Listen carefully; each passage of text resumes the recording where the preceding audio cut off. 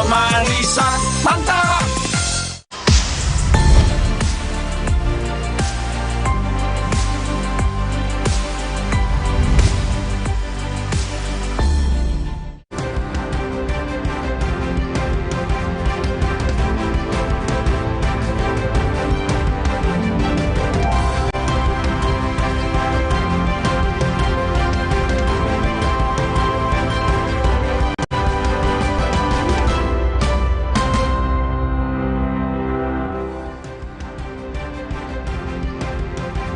Selamat petang saudara, polisi menggelar rekonstruksi kasus penganiayaan berat yang dilakukan Mario Dendi terhadap David Ozora. Apa saja yang terungkap dari rekonstruksi ini?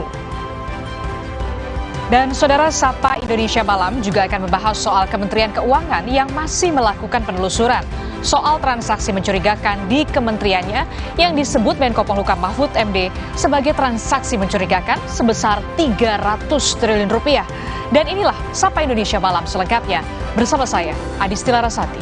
Dan saya Friska Clarissa, inilah Sapa Indonesia Malam.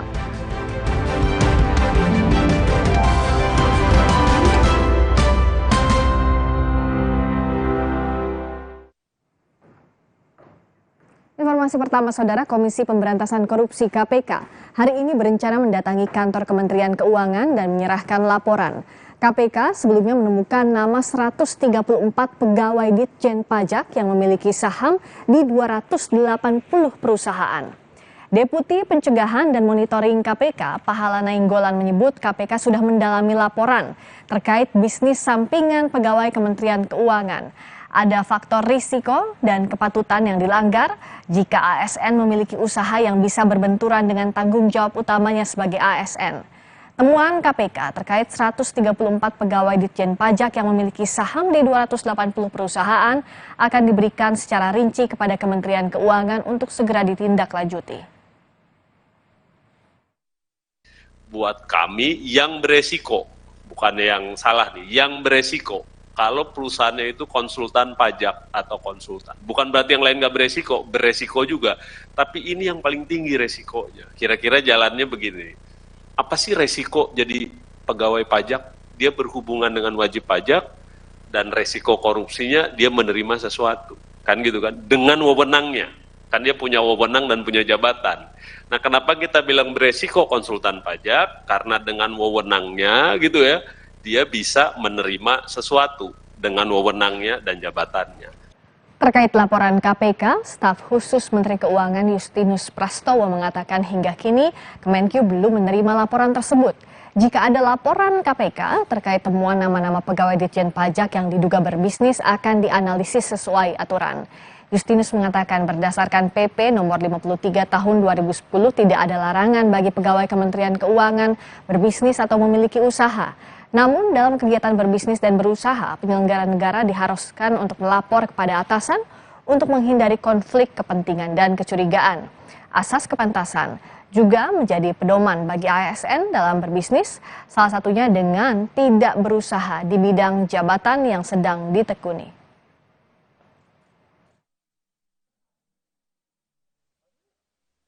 Detailnya kami cek ya, tapi sejauh ini kan undang-undang dan PP tidak melarang. Yang dibutuhkan kan pembatasan, pengaturan, kepantasan, dan governance-nya. Sejauh ini kami mendengar kemarin Pak Pahala menyampaikan akan memberitahukan ke Kementerian Keuangan. Kami nanti akan pastikan ke Inspektorat Jenderal, tapi sampai saat ini kami belum menerima informasi itu. Nanti kalau sudah kami terima, pasti kami sampaikan ke publik. Dan kami akan dalami, akan analisis seperti apa informasinya, dan kira-kira sesuai dengan aturan nanti apa yang perlu kami lakukan. Itu kami akan follow up berikutnya. Sebelumnya, Kepala Kantor Bea Cukai Makassar Andi Pramono disorot publik karena memiliki harta kekayaan yang dinilai tidak wajar.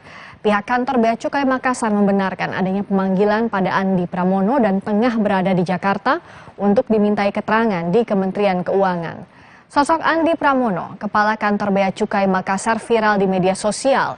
Ia disorot karena adanya informasi terkait harta kekayaan yang mencapai 13 miliar rupiah. Nama Andi makin dicari setelah sebuah postingan menunjukkan rumah mewah yang disebut miliknya berlokasi di Cibubur, Jawa Barat. Kepala Seksi Kepatuhan Internal Bea Cukai Makassar yang sementara menjabat pelaksana harian Kepala Bea Cukai Makassar membenarkan saat ini Andi Pramono berada di Jakarta sejak 2 hari lalu. Pak Andi sekarang dalam rangka ke Jakarta, memang tentu berita ini harus diklarifikasi, ya. Tentunya juga teman-teman media juga sering kita viralkan agenda Pak Andi selama beliau bertugas di Makassar, yang menurut kami dan juga penilaian dari pimpinan kami itu kinerjanya sebetulnya cukup baik. Cuma terkait dengan itu masalah pribadi, kami tentunya tidak bisa berkomentar lebih jauh karena sudah ada tim yang melakukan penilaian maupun penelitian. Terkait dengan pelayanan, Pak Andi tetap menginstruksikan kepada kita tetap tenang dan kita menjawab jika ada yang meminta klarifikasi. Pusat Pelaporan dan Analisis Transaksi Keuangan (PPATK) kembali menemukan aset yang diduga milik mantan pejabat pajak Rafael Aluntri Sambodo berupa safe deposit box yang berisi uang puluhan miliar rupiah. Uang tersebut di luar transaksi rekening Rafael senilai 500 miliar rupiah. Dikutip dari Kompas.com, Kepala PPATK Ivan Yustiavandana mengatakan, ya, safe deposit box berisi puluhan miliar rupiah, mata uang asing, tidak termasuk rekening 500 miliar rupiah milik Rafael.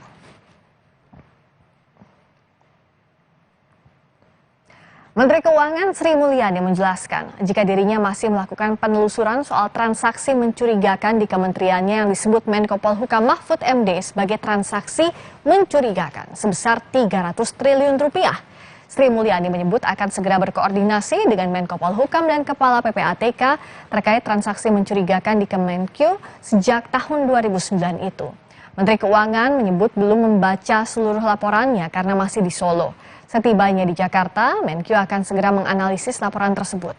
Sebelumnya Mahfud MD yang pertama kali mengungkapkan ke publik adanya laporan mencurigakan sebesar 300 triliun rupiah di Kementerian Keuangan. Mengenai 300 triliun terus terang saya tidak lihat di dalam surat itu nggak ada angkanya. Jadi saya nggak tahu juga 300 triliun itu dari mana angkanya. Nanti saya akan kalau kembali lagi ke Jakarta saya akan bicara lagi dengan Pak Mahfud dan juga Pak Ivan. Angkanya itu dari mana. Data-data yang kita miliki kita share juga dengan KPK sehingga dari sisi penegakan hukum tetap dilakukan. Beralih ke informasi lain, Polda Metro Jaya menggelar rekonstruksi kasus penganiayaan Mario Dendi Satrio terhadap David Ozora di tempat kejadian perkara di kawasan Ulu Jami, Pesanggerahan, Jakarta Selatan. Total 23 adegan diperagakan tersangka Mario Dendi dan Shane Lucas. Yang jadi perhatian adalah saat Mario Dendi melakukan penganiayaan berat terhadap David. Mario Dendi tampak menganiaya David yang telah terkapar.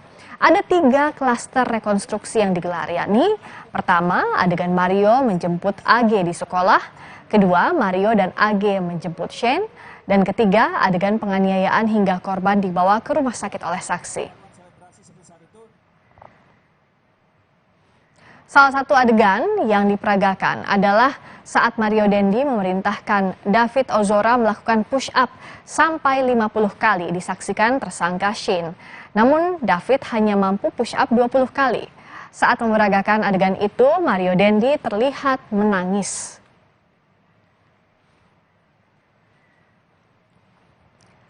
Di bagian lain rekonstruksi terlihat Mario Dendi memerintahkan Shane Lucas merekam dengan kamera handphone saat Mario menganiaya David. Terlihat AG membelakangi korban, namun diminta Mario untuk melihat ke arah David. Dalam rekonstruksi, Mario Dendi Satrio memeragakan selebrasi gol ala pesepak bola Cristiano Ronaldo usai menganiaya David Ozora. Polisi sempat meminta Mario mengulangi lagi adegan ini karena posisinya dinilai kurang pas.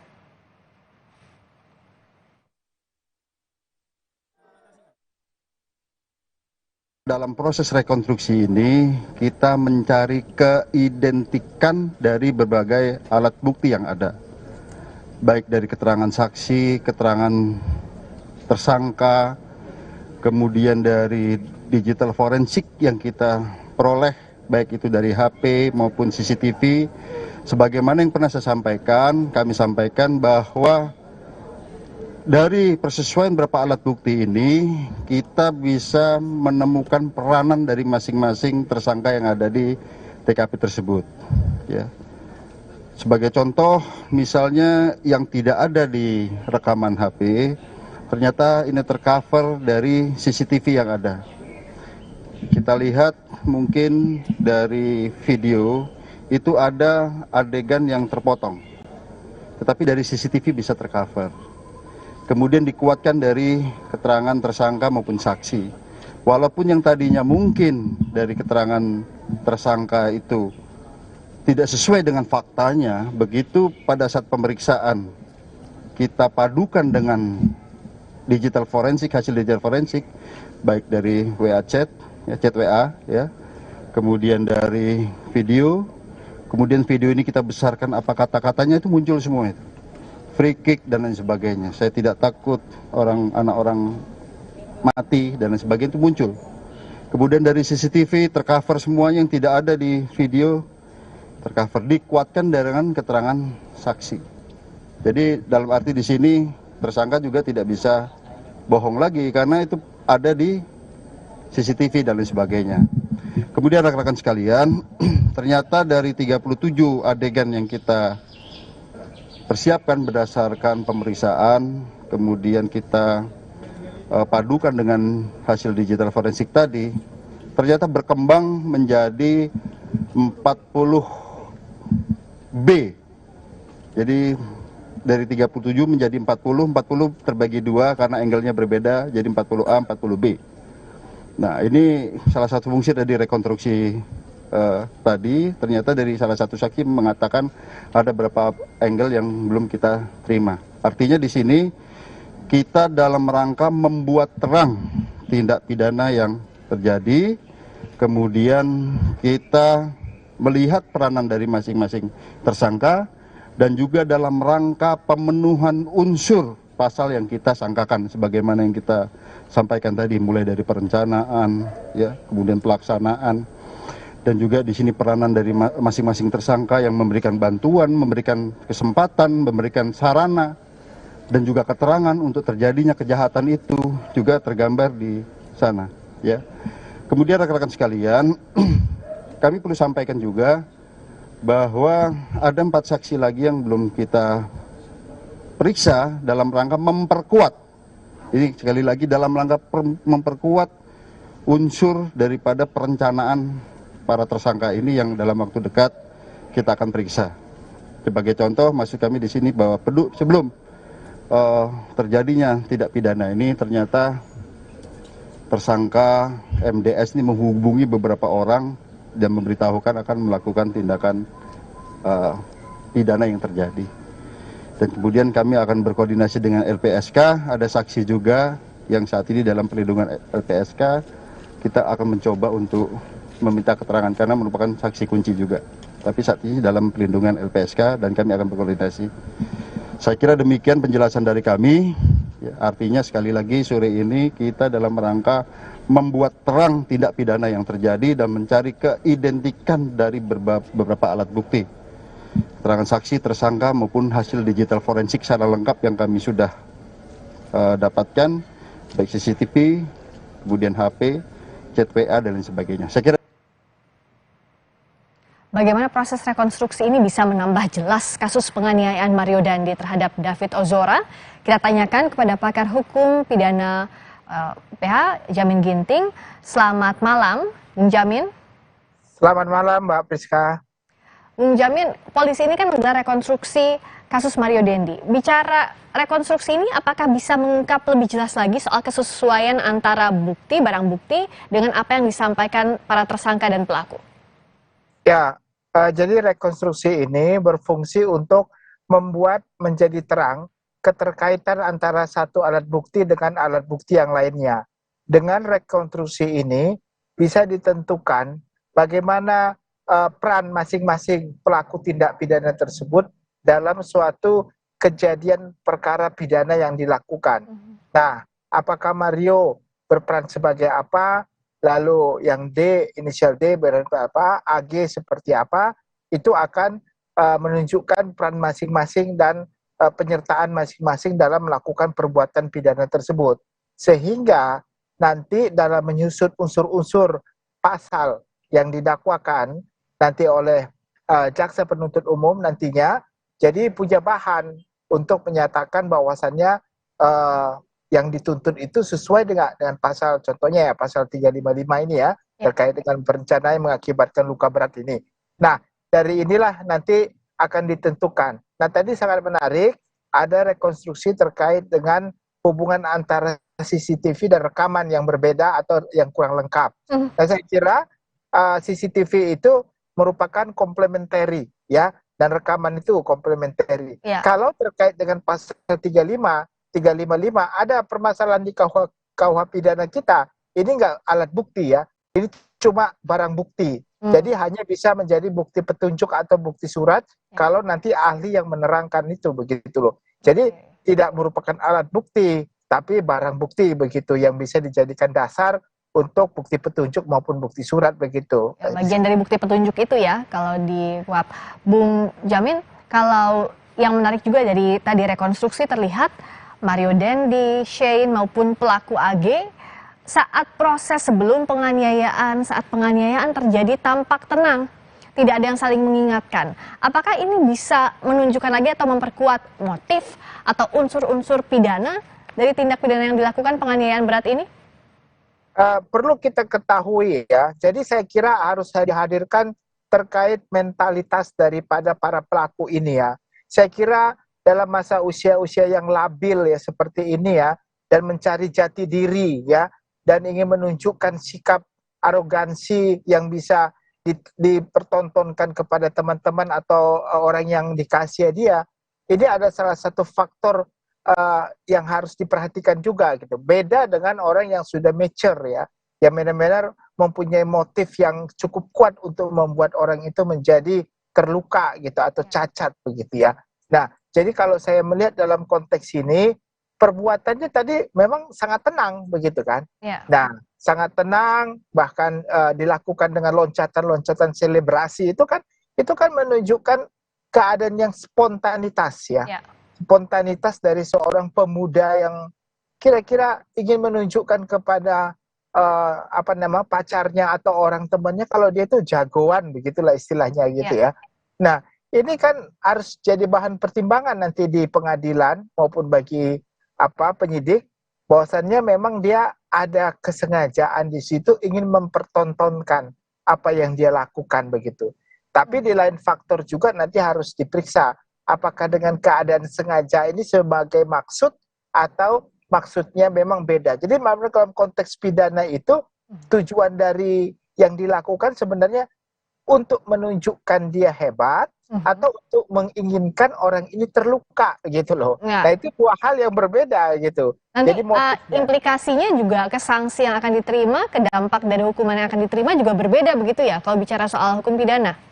Ya. Jadi kalau nanti dia hanya tujuannya untuk menunjukkan kehebatan dia gitu ya kepada orang lain sehingga membuat menjadi orang terluka, jadi itu hukumannya menurut saya harusnya bisa lebih ringan ya dibandingkan dengan konsep dia memang bertujuan untuk membuat orang ini menjadi celaka, menjadi tidak mampu untuk menggerakkan panca inderanya atau luka berat tetap gitu.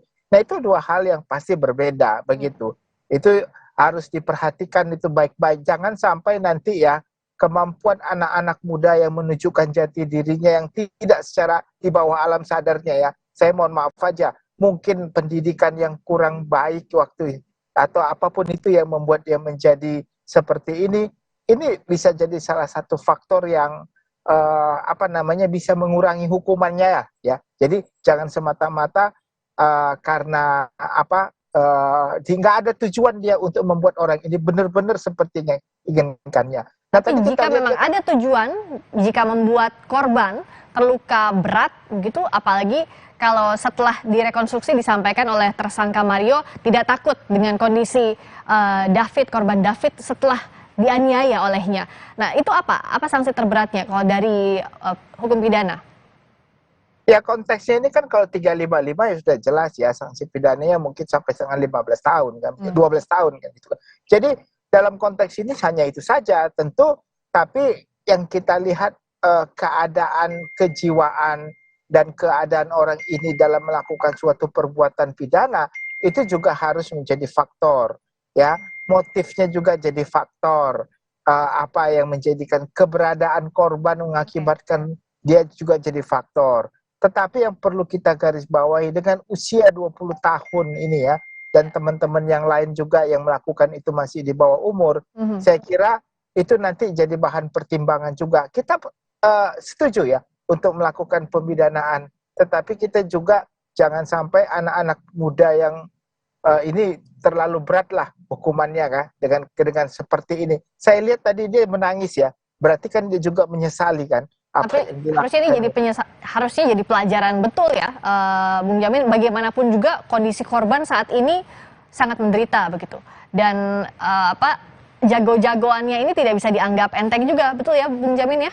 Iya, jadi kita anak-anak muda ini jangan menganggap ini hal yang sepele ya, ini hal yang serius karena menyangkut nyawa orang kan begitu ya. Tentu jadi mereka harus menyadari resiko apa yang mereka lakukan itu menyangkut nyawa orang, itu harus mereka sadari begitu. Baik, terima kasih atas analisisnya tadi Bung Jamin Ginting, pakar hukum pidana UPH, telah bergabung di Sapa Indonesia Malam. Terima kasih. Terima kasih. Berikutnya saudara, Komisi Pemberantasan Korupsi KPK menemukan ada 134 pegawai Ditjen Pajak Kementerian Keuangan yang memiliki saham di 280 perusahaan. Selengkapnya usai jeda.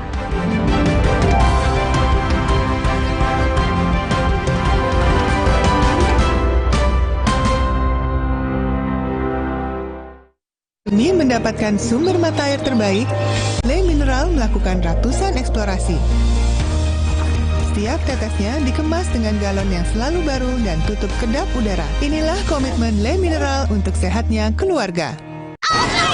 Harga Gledek online tiket week nyamper lagi. Diskon hingga 50% plus 20% di jam Gledek. Tiket pesawat mulai dari 350.000. Hotel mulai dari 200.000. Samber tiketmu sekarang. Baruna sang penjaga samudra menghadang bencana yang menyerang balik manusia. Marjan, kembalikan semangat saat berbuka. Demi mendapatkan sumber mata air terbaik, Le Mineral melakukan ratusan eksplorasi. Setiap tetesnya dikemas dengan galon yang selalu baru dan bebas BPA. Inilah komitmen Le Mineral untuk sehatnya keluarga. Baruna sang penjaga samudra menghadang bencana yang menyerang balik manusia. Marjan, kembalikan semangat saat berbuka. Demi mendapatkan sumber mata air terbaik, Le Mineral melakukan ratusan eksplorasi. Setiap tetesnya dikemas dengan galon yang selalu baru dan bebas BPA. Inilah komitmen Le Mineral untuk sehatnya keluarga. Baru mie oven. Bukan mie biasa, pembuatannya di oven bukan digoreng. Air rebusannya jernih, bumbunya medok, mie-nya lurus, enak diseruput, lebih kenyal, Sehat lagi. Mie oven, inovasi Mayora. Demi mendapatkan sumber mata air terbaik, Le Mineral melakukan ratusan eksplorasi. Setiap tetesnya dikemas dengan galon yang selalu baru dan tutup kedap udara. Inilah komitmen Le Mineral untuk sehatnya keluarga. Harga Gledek online tiket week nyamper lagi. Diskon hingga 50% plus 20% di jam Gledek. Tiket pesawat mulai dari 350.000. Hotel mulai dari 200.000. Samber tiketmu sekarang. Duh, susah banget dibersihin. Hai Bu, boleh pakai toiletnya? Sudah cukup bersih belum ya? Pembersih lantai buat lantai. Pindah ke cara baru. Harpic, formula lebih kental, menghilangkan noda dan kerak dengan lebih mudah, 10 kali lebih bersih. Ingat toilet, ingat Harpic. Demi mendapatkan sumber mata air terbaik, Le Mineral melakukan ratusan eksplorasi. Setiap tetesnya dikemas dengan galon yang selalu baru dan tutup kedap udara. Inilah komitmen Le Mineral untuk sehatnya keluarga. Sejak 1972, PT Taiso telah memproduksi obat berkualitas. Quality control ketat, modern, dan higienis. Menghasilkan Tempra yang dipercaya dari generasi ke generasi. Ingat Mama. Ingat Tempra. Tempra Drops untuk adik bayi, pipetnya terlindungi. Tempra Sirup untuk si kecil, dengan gelas takar lebih tepat. Untuk kakak, Tempra Forte. Ingat, Tempra tak perlu dikocok. Ingat mama, ingat Tempra. Sibuk warawiri, tahu-tahu beduk udah bunyi. Aqua dulu. Bangun anak-anak, ayo bangun cepat sahur. Bangun sahur? Nyawa belum ngumpul. Aqua dulu. Diciptakan oleh alam, 100% murni air mineral pegunungan. Lengkapi bulan suci dengan air yang murni, Aqua dulu. Baruna sang penjaga samudra menghadang bencana yang menyerang balik manusia. Marjan, kembalikan semangat saat berbuka. Harga Gledek online tiket week nyamper lagi. Diskon hingga 50% plus 20% di Jam Gledek. Tiket pesawat mulai dari 350.000. Hotel mulai dari 200.000. Samber tiketmu sekarang.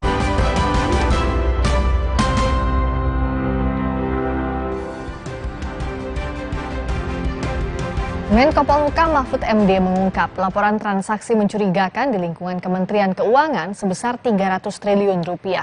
Menteri Keuangan Sri Mulyani menyebut tidak tahu dari mana angka 300 triliun rupiah tersebut dan akan menanyakannya pada Mahfud MD. Tahun 2009 sampai 2023 ada 160 laporan lebih, 160 laporan lebih sejak itu tidak ada kemajuan informasi. Sesudah dikumulasikan semua melibatkan 460 orang lebih ke kementerian itu, yang akumulasi terhadap transaksi yang mencurigakan itu bergerak di sekitar 300 triliun. Menko Polhukam Mahfud MD mengungkapkan adanya laporan transaksi mencurigakan di lingkungan Kementerian Keuangan senilai 300 triliun rupiah. Mahfud MD menyebut ada 160-an laporan transaksi mencurigakan di lingkungan Kemenkeu. Laporan transaksi janggal itu terjadi dalam kurun waktu tahun 2009 hingga 2023. Menurut Mahfud, transaksi mencurigakan itu diduga melibatkan 460 pegawai Kementerian Keuangan. Mahfud menjelaskan laporan itu menumpuk dan selama ini tidak ditindaklanjuti hingga akumulasi nilainya mencapai 300 triliun rupiah. Namun Mahfud mengapresiasi langkah cepat yang dilakukan Menteri Keuangan. Tapi sejak tahun 2009 karena laporan tidak diupdate, tidak diberi informasi respon. Kadangkala respon itu muncul sesudah menjadi kasus, kayak yang Rafael itu jadi kasus selalu dibuka, loh ini sudah dilaporkan dulu kok di-demand gitu. Baru sekarang bisa. Dulu Angin Prayitno sama, nggak ada yang tahu sampai ratusan miliar. Diungkap oleh KPK baru dibuka gitu. Nah itu saya kira karena kesibukan yang luar biasa sehingga perlu sistem aja ya menurut saya. Mungkin saya sangat hormat dan salut pada Bu Sri Mulyani yang begitu hebat itu untuk membersihkan itu sudah lama, mengambil tindakan-tindakan cepat, tapi menumpuk sebanyak itu karena bukan Sri Mulyani itu ganti menteri udah 4 kali kan kalau sejak tahun 2009 tidak bergerak dan keirjenan baru memberi laporan kalau dipanggil kali, sehingga Pak itu hanya kecil-kecil itu kayaknya tidak ada masalah gitu. Sementara itu, Menteri Keuangan Sri Mulyani menyatakan masih menelusuri soal transaksi mencurigakan di Kemenkeu yang disebut Mahfud MD mencapai 300 triliun rupiah. Mengenai 300 triliun terus terang saya tidak lihat di dalam surat itu nggak ada angkanya. Jadi saya nggak tahu juga 300 triliun itu dari mana angkanya. Nanti saya akan kalau kembali lagi ke Jakarta saya akan bicara lagi dengan Pak Mahfud dan juga Pak Ivan. Angkanya itu dari mana. Data-data yang kita miliki kita share juga dengan KPK sehingga dari sisi penegakan hukum tetap dilakukan. Temuan transaksi janggal 300 triliun rupiah tersebut telah dilaporkan Mahfud MD ke Menteri Keuangan Sri Mulyani dan PPATK. Tim Liputan, Kompas TV.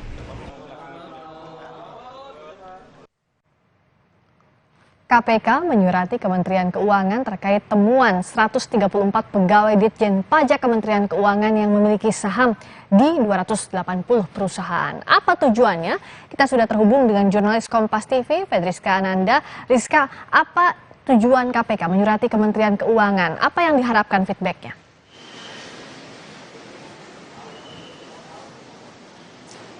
Ya, Friska, terkait surat yang akan dilayangkan oleh KPK ke Kementerian Keuangan ini terkait dengan temuan adanya kepemilikan saham oleh 134 pegawai Kementerian Keuangan di pada 280 perusahaan tertutup begitu. Nah, kemudian apa tujuan dari KPK untuk mengirimi surat kepada Kementerian Keuangan ini adalah terkait dengan tindak lanjut terkait dengan pemeriksaan kepemilikan saham pada 280 perusahaan tersebut. KPK mengungkap sebagian besar perusahaan tersebut yang dimiliki perusahaan tersebut ini merupakan atas nama dari orang-orang terdekat yang orang-orang terdekat dari pegawai Kementerian Keuangan ini, begitulah. Nah, kenapa akhirnya KPK kemudian mengirimi surat kepada Kementerian Keuangan ini? Tentu ingin berkoordinasi dengan Inspektorat Jenderal dari Kementerian Keuangan terkait dengan tindakan lebih lanjut terkait dengan temuan ini, Friska. Oke, nah PPATK juga yang menarik menyebut begini, Rizka. Rafael Alun Trisambodo punya safe deposit box yang berisi uang puluhan miliar rupiah bahkan. Detail temuan ini seperti apa progresnya? Tindak lanjutnya PPATK seperti apa juga?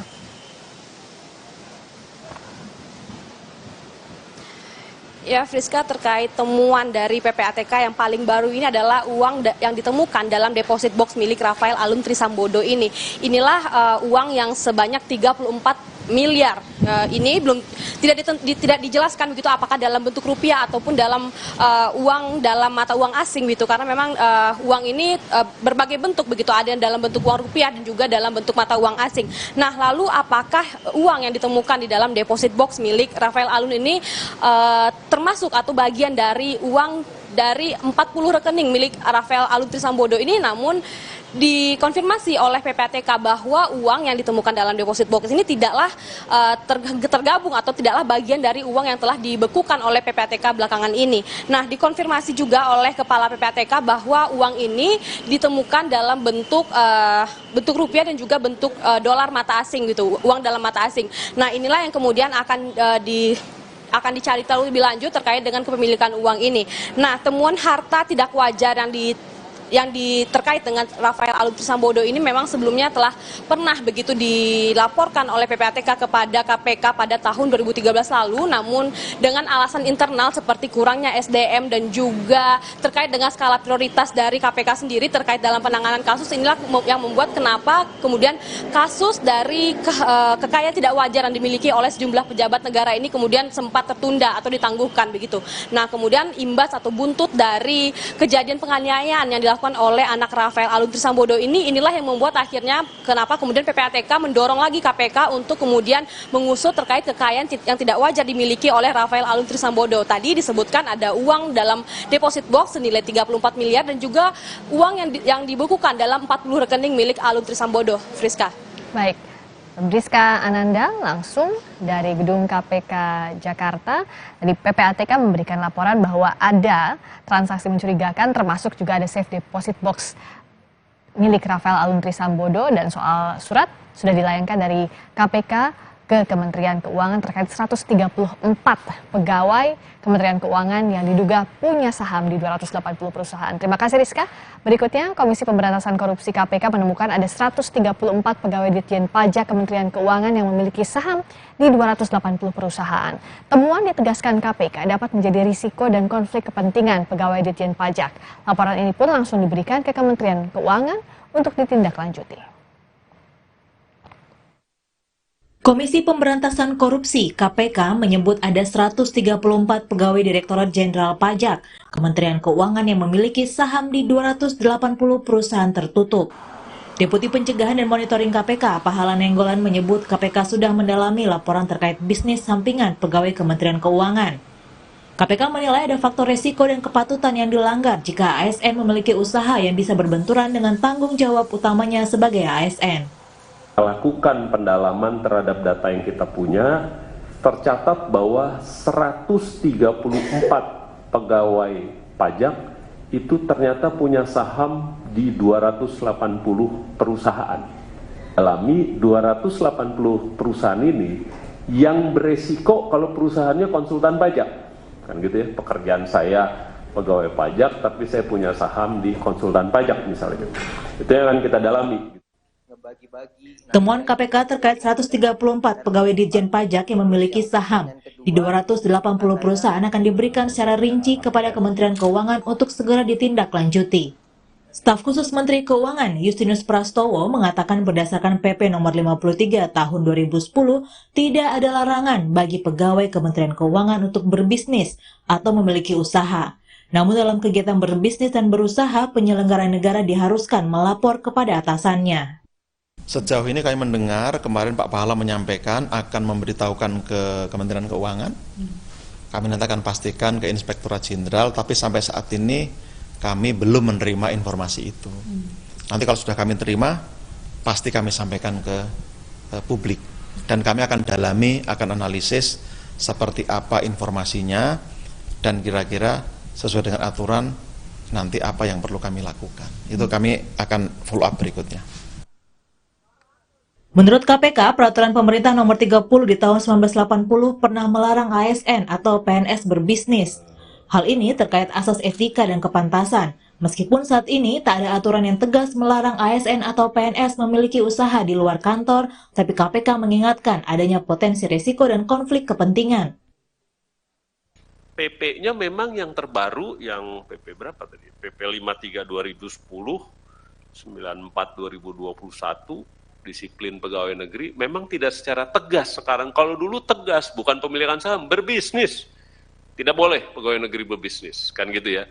Nah, makanya nama istri rata-rata. Kan pegawai negerinya nggak boleh, istri boleh dong. Gitu kan. Nah, makanya namanya istri biasanya. Nah, KPK mau bikin apa ya gitu. Kalau PP-nya oke lah, tapi yang kita akan keluarkan adalah panduan penghindaran konflik kepentingan. Jadi kita mau bilang yang begini-begini ini bukannya nggak boleh, dideklar dong. Saya punya saham di sini, usahanya ini. Sebelumnya, harta kekayaan pejabat Kementerian Keuangan menjadi sorotan setelah nama mantan pejabat pajak Rafael Alun Trisambodo mencuat ke publik. Rafael Alun disebut memiliki kekayaan tak wajar, bahkan PPATK menemukan transaksi mencurigakan di 40 rekening yang bernilai hingga 500 miliar rupiah. KPK pun sudah memeriksa Rafael Alun. PPATK pun langsung memblokir lebih dari 40 rekening milik Rafael Alun Trisambodo. Tim Liputan Kompas TV. Bagaimana nasib laporan KPK yang akan diserahkan ke Kementerian Keuangan terkait temuan ASN pajak yang punya bisnis dan saham di 280 perusahaan? Apa akan terganjal aturan yang memang tidak melarang ASN berbisnis? Kita bahas bersama dengan Yudi Purnomo Harahap, mantan penyidik KPK. Mas Yudi, selamat malam. Ya, selamat malam, Mbak. Mas Yudi, kalau Pak Pahala Nainggolan tadi kan sebut kalau aturan yang sekarang itu memang tidak tegas melarang ASN berbisnis atau punya saham, misalnya sesuai dengan pernyataan juga Justinus Prastowo, staf khusus Menteri Keuangan. Jadi sebenarnya kalau dari sisi aturan ini, laporan atau temuan KPK bisa ditindaklanjuti atau tidak, Mas? Ya, jadi begini, Mbak. Kalau kita berbicara mengenai korupsi, ya kita akan berbicara mengenai kewenangan, ya, mempunyai atribut yang ada di dalam diri seseorang penyelenggara negara atau ASN yang bisa disalahgunakan.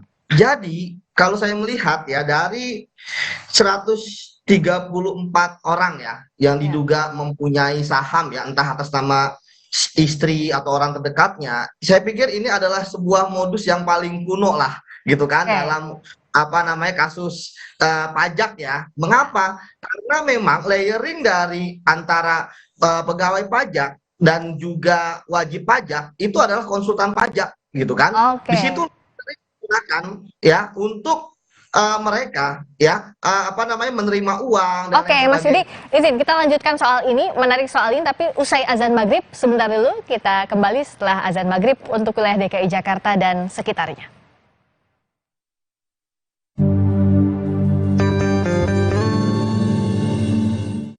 Allahu Akbar, Allahu Akbar, Allahu Akbar,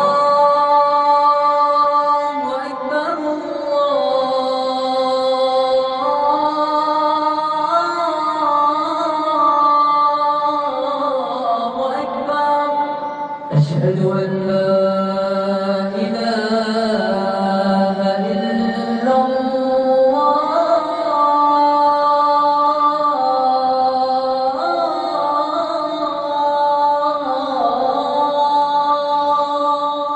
أشهد أن لا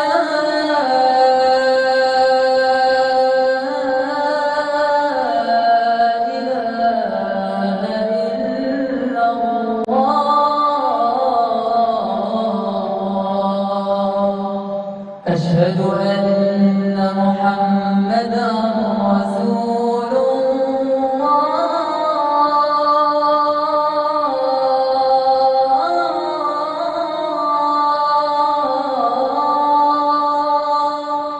أشهد أن محمدا رسول الله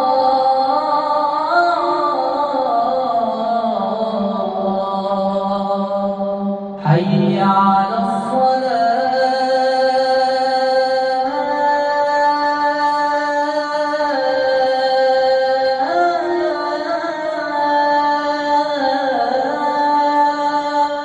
حي على الصلاة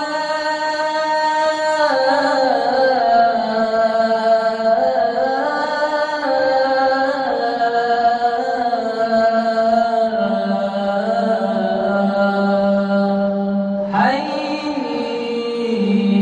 على الفلاح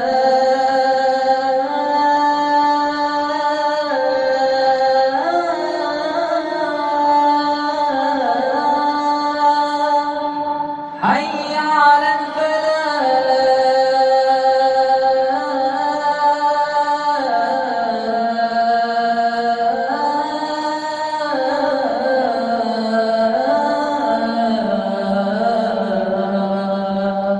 الله أكبر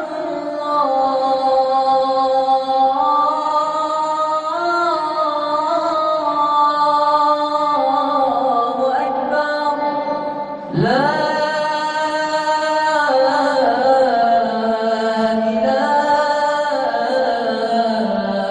إلا الله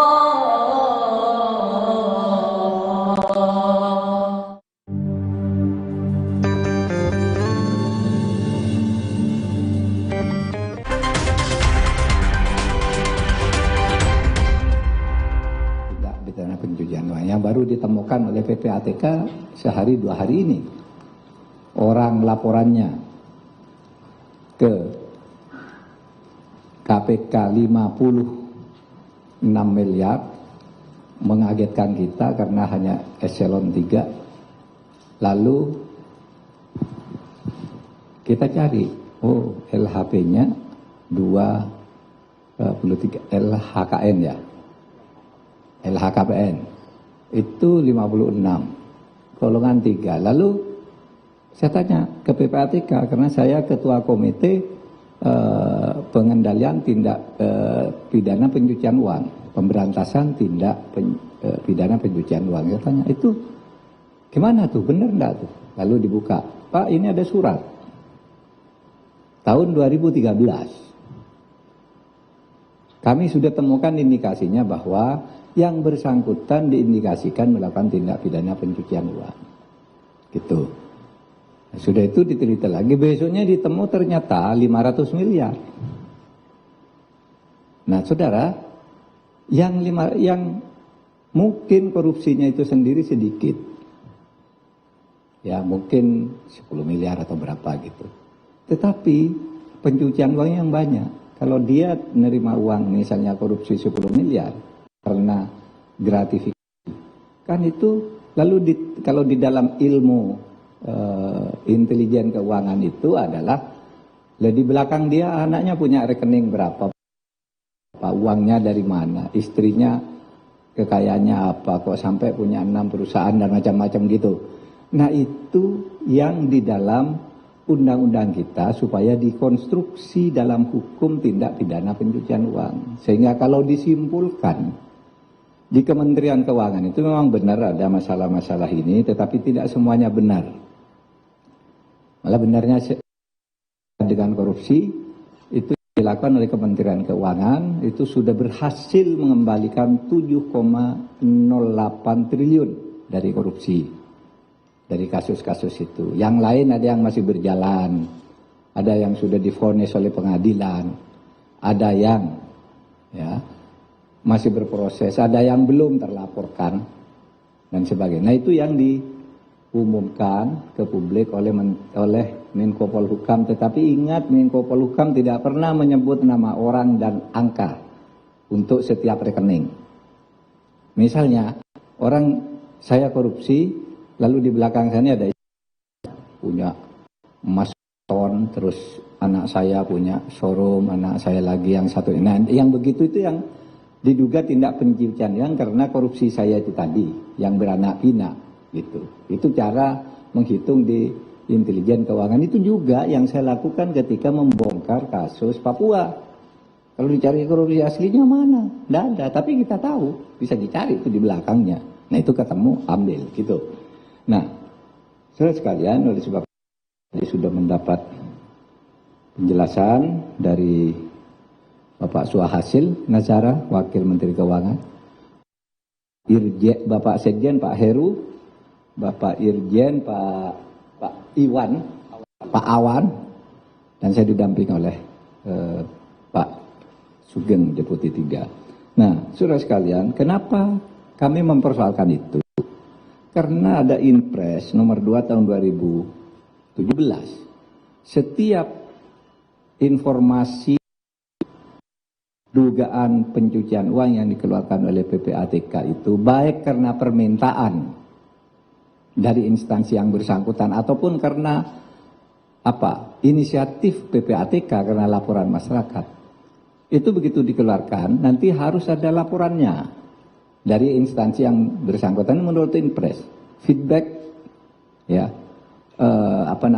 reportnya itu apa gitu. Nah, itu tadi, lalu bermacam-macam, ada yang belum, ada yang sudah, dan seterusnya.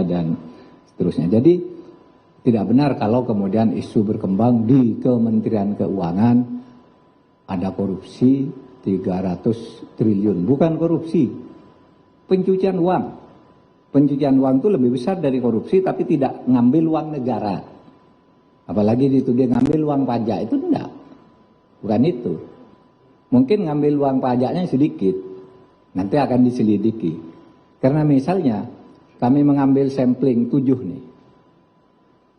kasus dari 197 kasus yang dilaporkan itu. 7 kasus itu tindak pidana pencucian uangnya sudah dihitung 60 triliun ya Pak Sugeng.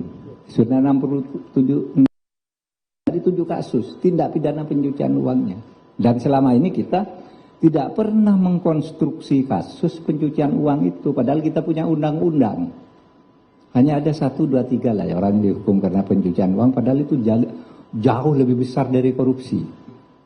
Korupsi itu terkait dengan anggaran negara yang dicuri. Oleh Kementerian Keuangan sudah berhasil dikembalikan 7,08 triliun. Nah, yang pencucian uangnya yang 300-an ini akan kita tindak lanjuti. Oleh sebab itu, nanti saya tadi berpikir, saudara, kalau misalnya ada permintaan ke kementerian untuk diselidiki tindak pencucian uang, kan terus saya harus kasihkan ke aparat penegak hukum, KPK atau kejaksaan atau polisi. Nah, saya berpikir nanti masa undang siapa yang memegang ini, kalau dalam sebulan tidak ada perkembangan saya ambil, saya pindah. Karena saling ngambil sendiri nggak bisa. Gitu. Begitu masuk ke satu, lalu diolah sendiri, dinikmati sendiri, tidak jalan, tidak boleh pindah ke aparat lain. Itu salah satu penyebab macet. Nanti kita akan panggil, kok sekian lama tidak ada perkembangan, pindah. Dari misalnya kejaksaan ke KPK, jadi berdasar kesepakatan aja di sini antar pimpinan. Kalau menunggu undang-undang itu dibuat, ya tidak selesai lagi, kita kesulitan lainnya. Saya kira itu, saudara, dari saya tadi sama Kementerian Keuangan. Saya sebenarnya mau jumpa pers dengan saudara ini bersama Bu Sri Mulyani, tapi Bu Sri Mulyani baru mendarat dari Jogja, saya baru menjabat dari Denpasar, sementara besok lusa saya sudah harus ke Australia lagi. Sudah disepakati bersama Wamen saja. Kita membangun komitmen hari ini. Ya. Oke, saya kira itu penjelasan saya. Silakan, Mbak. Makasih Pak Menko. Teman-teman media yang saya hormati, Assalamualaikum warahmatullahi wabarakatuh. Pada sore hari ini, Menko Polhukam Mahfud MD menyampaikan soal maksud yang disampaikan transaksi janggal 300 triliun rupiah di Kementerian Keuangan yang disebut bukan korupsi tapi tindak pidana pencucian uang yang sedang didalami. Kita akan kembali ke Sapa Indonesia Malam.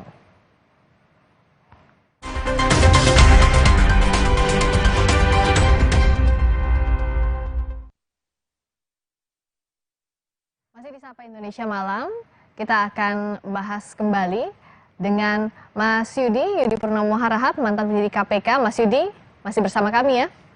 Ya, masih Mbak. Nah, tolong dijelaskan tadi, sebelum kita jeda, bahwa apakah laporan dari KPK ini bisa ditindaklanjuti atau tidak? Dan bicara soal modus kuno itu seperti apa, Mas? Ya, sangat bisa ditindaklanjuti. Nanti Itjen Kemenku ya, Inspektorat Bidang Investigasi ya, itu tentu akan memanggil ya pegawai-pegawai pajak tersebut ya seluruhnya gitu ya, untuk kemudian ditanyakan ya keterkaitan mereka dengan konsultan pajak tersebut dan bagaimana saham mereka bisa ada di situ. Apakah saham mereka itu benar-benar mereka bayar gitu kan, atau mereka join atau free, ya kan, bahwa ada kan orang pajak, ya kan, gabung sama kita saya kasih 40% saham, misalnya seperti itu. Kemudian yang kedua, mengapa dinamakan orang lain, gitu kan, baik itu istrinya maupun saudaranya. Dan yang ketiga adalah ditanyakan apakah pajak, konsultan pajak tersebut menangani pajak, ya, yang ditangani oleh para pegawai pajak tersebut. Gitu ya, wajib pajak tersebut yang ditangani oleh mereka. Kenapa? Karena tentu pasti ada konflik interest gitu kan, dia yang memeriksa, ya, kemudian dia juga yang menunjuk konsultan pajak gitu kan, dan karena menggunakan konsultan pajak tersebut gitu ya, akhirnya ya perusahaan tersebut sukses misalnya bisa turun pajaknya dari yang seharusnya dibayarkan. Seperti itu, Mbak. Oke, nah tapi bicara soal kasusnya tidak hanya ini kan, tidak hanya laporan 134 pegawai Kementerian Keuangan yang punya saham di 280 perusahaan. Tadi baru saja selesai konferensi pers dari Menko Polhukam Mahfud MD. Saya izin minta tanggapan juga dari Mas Yudi sedikit. Sebenarnya kalau misalnya tadi dugaan transaksi janggal 300 triliun bentuknya tindak pidana pencucian uang. Apakah bagaimana publik memaknai ini? Kalau TPPU itu seperti apa dan bagaimana mengejarnya? Apakah itu kerugian negara atau bukan? Seperti apa, Mas? Jadi tindak pidana pencucian uang tentu harus ada predikat crime-nya ya. Dan karena sekarang ini yang menangani adalah KPK gitu kan, terutama untuk yang satu ya, yang kasus Pak Rafael itu ya sudah masuk penyelidikan. Tentu itu harus menjadi titik masuknya. Kenapa? Karena tanpa predikat crime gitu ya, itu tidak akan bisa untuk melakukan penyidikan tindak pidana pencucian uang. Itu yang pertama. Kemudian yang kedua, ingat, korupsi itu ada 30 jenis dalam Undang-Undang Tindak Pidana Korupsi. Bukan hanya merugikan keuangan negara, tetapi termasuk diantaranya menerima suap dan menerima gratifikasi tidak lapor. Gitu kan? Itu bisa dipidanakan dengan tindak pidana korupsi. Jadi ya sekarang yang harus dilakukan adalah membangun konstruksi ya, dari pertama, kan ada 3 kalau saya lihat kasusnya ya, dari kasus Pak Rafael yang sudah masuk proses penyelidikan gitu kan. Kemudian yang kedua yang kemarin yang kemarin disampaikan oleh Pak Prof Mahfud gitu ya. Dan yang sekarang yang ketiga ini gitu kan, yang masalah punya saham di konsultan keuangan gitu kan, konsultan pajak gitu ya. Jadi itu yang harus dipilih satu-satu gitu kan, biar semuanya bergerak. Dan saya pikir ketika KPK kemudian melimpahkan ya masalah saham gitu ya, artinya memang harus diperdalam oleh Menteri Keuangan. Yang paling penting adalah satu yang saya lihat, bahwa apakah konsultan pajak tersebut menangani ya kasus yang sedang pekerjaan yang sedang dikerjakan oleh pegawai pajak tersebut. Kalau ketemu gitu kan, nah itu dapatlah apa yang dinamakan dengan adanya suatu niat jahat seperti itu, mens rea seperti itu. Nah ini yang harus diusut sampai tuntas, mumpung ada pintu masuknya ya Mas Yudi, ada kotak Pandora yang sudah terbuka, harus diusut hingga tuntas agar kepercayaan publik juga bisa kembali diraih Terima kasih atas waktunya Mas Yudi Purnomo Harahap, mantan penyidik KPK, telah bergabung di Sapa Indonesia Malam. Berikutnya saudara, kami kembali dengan sorotan lainnya. Soal keakraban Presiden Joko Widodo dan Menteri Pertahanan Prabowo Subianto yang semakin lengket saat keduanya belusukan ke Pasar Panahan, Kebumen, Jawa Tengah. Tak hanya menyapa warga di pasar, Jokowi dan Prabowo sekaligus membeli baju koko. Selengkapnya usai jeda.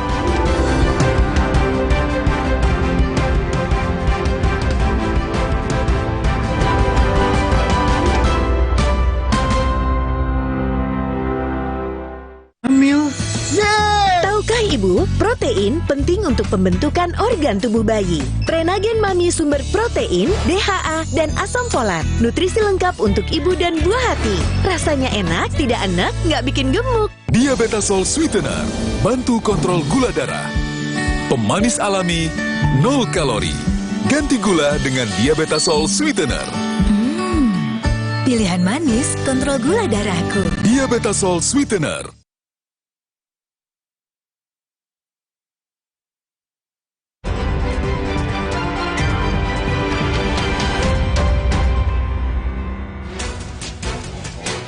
Hujan deras yang disertai angin kencang merobohkan bangunan semi permanen di Tangerang, Banten. Akibatnya seorang lansia berusia 76 tahun tertimpa reruntuhan, namun hanya mengalami luka-luka. Petugas BPBD dan Satpol PP Kota Tangerang dibantu warga langsung membersihkan puing-puing reruntuhan bangunan rumah. Sebuah minimarket di Gianyar, Bali terbakar. Api pertama kali muncul dari gudang penyimpanan barang. Kebakaran diduga terjadi akibat korsleting. Api baru bisa dipadamkan 1 jam kemudian dengan mengerahkan 4 unit mobil pemadam. Sebuah truk bermuatan air mineral terperosok ke parit di Jalan Bandara Soekarno-Hatta karena mengalami pecah ban roda belakang. Tugas kesulitan mengevakuasi truk karena banyaknya muatan. Akibat kejadian ini, arus lalu lintas menuju Bandara Soekarno-Hatta sempat mengalami kemacetan.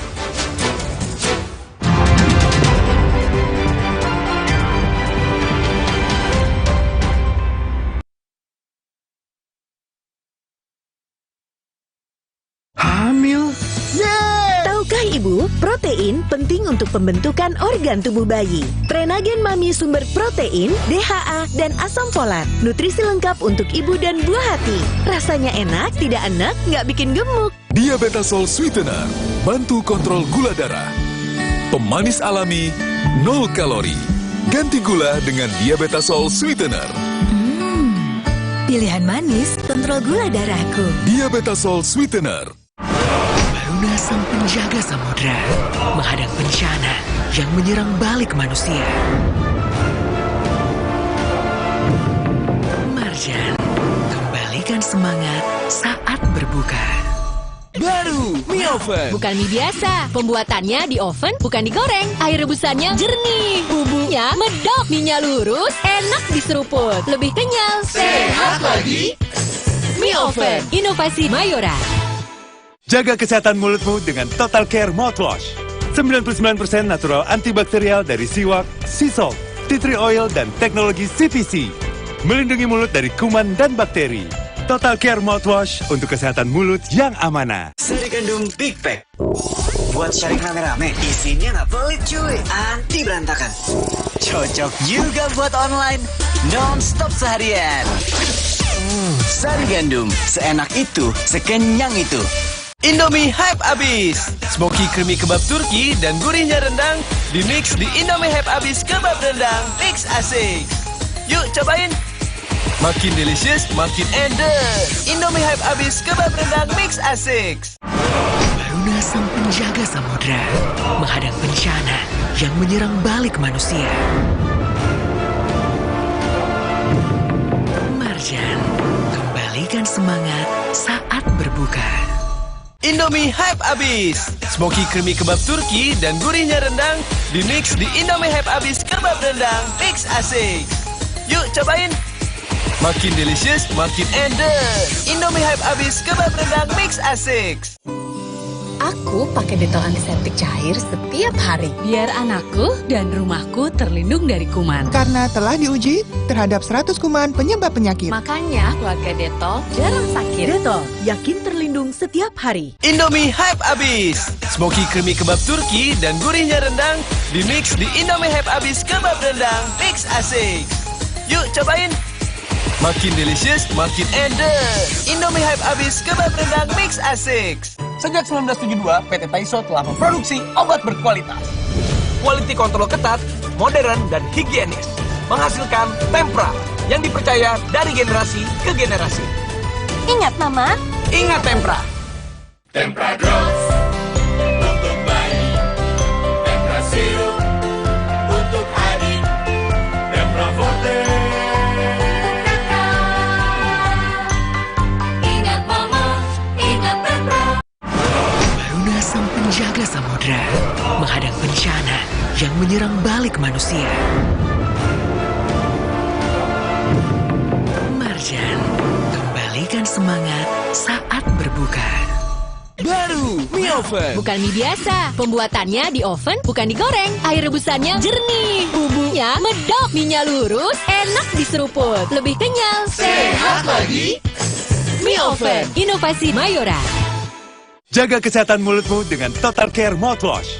99% natural antibakterial dari siwak, sea salt, tea tree oil, dan teknologi CPC. Melindungi mulut dari kuman dan bakteri. Total Care Mouthwash untuk kesehatan mulut yang amanah. Yo, buka betternya. Buka mulutnya yang gede. Kurang gede. Beneran gede? Karena sekarang better tambah gede. Nambah tebal coklatnya. Pas digigit, enaknya selangit. Better sekarang nambah gede.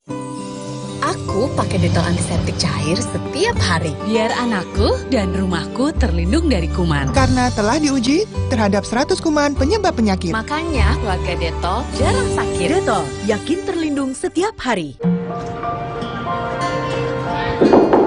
Sibuk warawiri, tahu-tahu beduk udah bunyi. Aqua dulu. Bangun anak-anak, ayo bangun cepat sahur. Bangun sahur? Nyawa belum ngumpul. Aqua dulu. Diciptakan oleh alam, 100% murni air mineral pegunungan. Lengkapi bulan suci dengan air yang murni, Aqua dulu.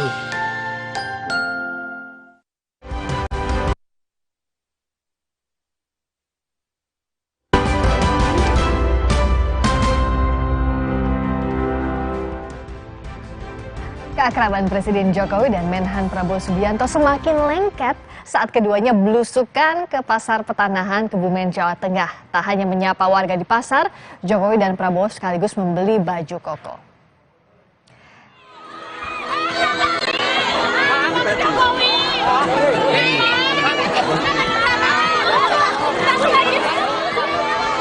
Kedatangan Jokowi dan Prabowo disambut warga dengan penuh antusias. Saat belusukan ke pasar, Presiden Jokowi membeli baju koko seharga Rp100.000.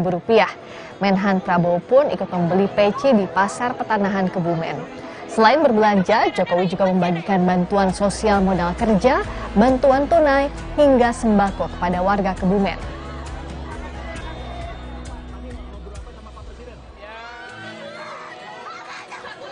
Bilang, ini Pak, dari tadi belum laku Pak, beliin Pak, biar ada pemasukan. Terus Pak Presiden beli apa Pak?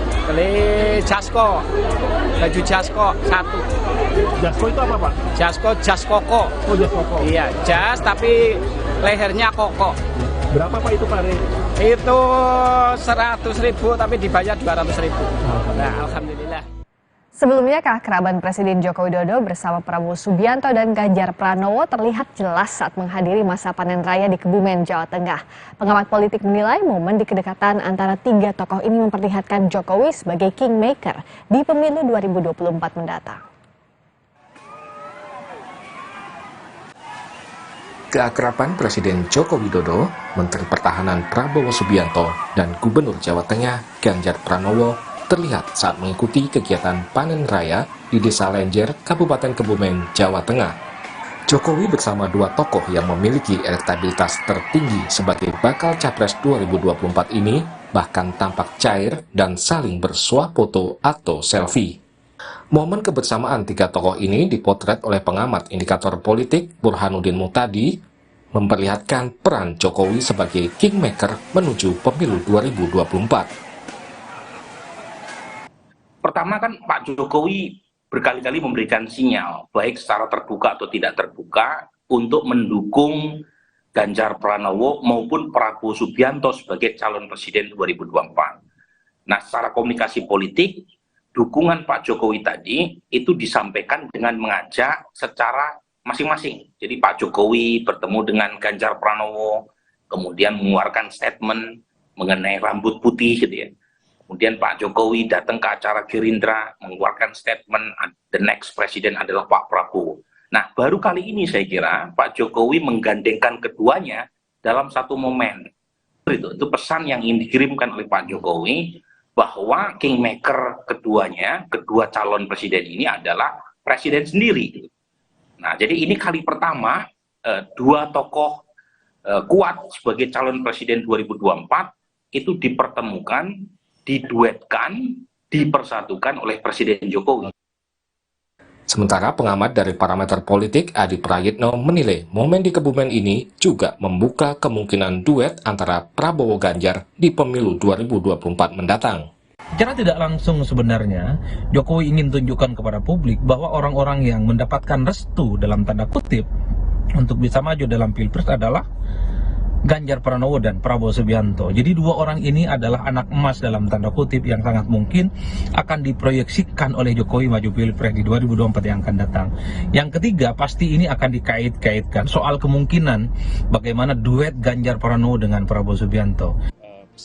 Sebelumnya, keakraban Jokowi dan Prabowo juga terlihat saat meresmikan pesawat Super Hercules TNI AU di Jakarta. Bahkan Prabowo kembali memuji sokongan anggaran pertahanan dari Presiden pada Alutsista Indonesia. Selain itu, di berbagai kesempatan Jokowi turut memberikan sinyal dukungan pada keduanya untuk menjadi bakal Capres 2024. Tim Liputan Kompas TV. Apakah keakraban ini menjadi kode bagi Prabowo dan Ganjar untuk dipasangkan di Pilpres 2024? Kita akan bahas bersama anggota DPR, fraksi PDI Perjuangan Arya Bima, dan Direktur Eksekutif Carta Politika Yunarto Wijaya. Selamat malam Bapak-Bapak. Selamat malam Friska, Mas Bimo. Malam Friska. Saya ke Mas Bim dulu. Mas Bim, ini kan masalahnya nih, PDIP kan belum kasih nama calonnya siapa ya, tapi ya bolehlah tebak-tebakan kode. Kodenya kemarin tuh Pak Jokowi sama Pak Prabowo sama Pak Ganjar, itu PDIP ngebacanya gimana? Ada kemungkinan untuk menduetkan pasangan ini kah? Tapi pasangannya gimana ya? Prabowo Ganjar, Ganjar Prabowo. Nah gimana Mas Ganjar? Mas Ganjar salah, Mas Arya Bima. Gini ya Friska, apakah kebersamaan Ganjar, Pak Prabowo, dan Pak Jokowi di acara itu akan mengerucut ke pasangan koalisi di 2024 atau tidak, entah itu Prabowo Ganjar atau Ganjar Prabowo, saya kira itu terlalu berspekulasi dan terlalu dini untuk dikalkulasi saat ini ya. Meskipun wacana-wacana itu terus bermunculan. Ya. Nah, kalau tadi pertemuan itu diarahkan pada kingmaker seorang Pak Jokowi, kalau di PDI Perjuangan yang ada queenmaker. Queenmaker Ibu Megawati Soekarno Putri sebagai ketua umum yang secara penuh mendapatkan mandat partai lewat kongres untuk mengumumkan nama dan timingnya itu kapan. Ya. Sinyal-sinyalnya Ibu sudah menyampaikan nanti bulan Juni. Ya. Sinyal-sinyalnya Ibu akan menyampaikan bulan Juni sewaktu Ibu menyampaikan pidato di acara ulang tahun 50 tahun PDI Perjuangan. Nah kemudian siapanya yang akan disampaikan itu masih kita menunggu terus-menerus ya kan, apakah tanggal 1 Juni itu nanti deklarasi ataukah pengumuman. Sebagai kader memang terus menunggu. Tapi kembali ke pertemuan yang ada Ganjar Pranowo dan Pak Prabowo serta Pak Jokowi, menurut saya silakan saja para pengamat untuk mencermati dan mengkalkulasi. Karena toh survei juga bisa dijadikan variabel. Oke. Tapi buat perjuangan, Ya. hal yang terkait dengan keputusan mengenai capres-cawapres, semua ada di ketentuan keputusan wewenang penuh Ketua Umum. Oke, jadi itu wewenang Beban penuhnya dari Ibu saya. Megawati ya, Mas Arya Bima. Nah, karena tadi di-mention bahwa sekarang tugasnya pengamat ya Mas Toto, berarti tugasnya sekarang untuk menerka dan untuk membaca. Nah, kira-kira gimana nih kode yang udah disampaikan Pak Jokowi bertemu dengan Mas Ganjar, dengan Pak Prabowo, ini kan bukan kali pertama. Ya masa sih kalau nggak dikaitin ke Pilpres, soalnya memang momentumnya kan sudah jalan ke sana kan Mas Toto? Iya, pertama sebetulnya ini tidak mengagetkan ya, bahwa dua nama ini dianggap menjadi sosok yang sangat mungkin di-endorse oleh Jokowi. Sudah beberapa kali ada kejadian dari Rakernas Projo bulan Mei 2022, lalu kemudian untuk Mas Ganjar peristiwa di depan relawan rambut putih, Pak Prabowo ada di acara hari ulang tahun Perindo, misalnya sering kali ada kebersamaan. Dan yang menarik sebenarnya kemarin adalah ketika orang kemudian bertanya-tanya sebelumnya terkait dengan gitu ya, Prabowo Ganjar, kemarin menjadi N, Prabowo N Ganjar atau Ganjar N Prabowo gitu kan. Dan ini memang menjadi menarik ketika kita kaitkan dengan variabel survei. Ketika saya berbicara dalam kapasitas lembaga survei, memang kedua nama ini adalah dua nama yang memuncaki lembaga survei. Kalau kita lihat bahkan di Kompas, Litbang Kompas terakhir ada di peringkat 1 dan di peringkat 2. Dan memang bisa menjadi kekuatan yang sangat besar. Di survei bulan Desember Carta Politika pun ketika kita kemudian membuat simulasi andai kata Ganjar Pranowo di nomor 1, Pak Prabowo nomor 2, lalu melawan dua pasangan yang lain, dalam simulasi 3 pasang itu bahkan punya potensi untuk menang 1 putaran. Karena kedua nama ini selain elektabilitasnya tinggi, tapi juga mendapatkan sisi komplementer satu sama lain. Ganjar ini punya segmen yang betul-betul mayoritas adalah pemilih Jokowi tahun 2019.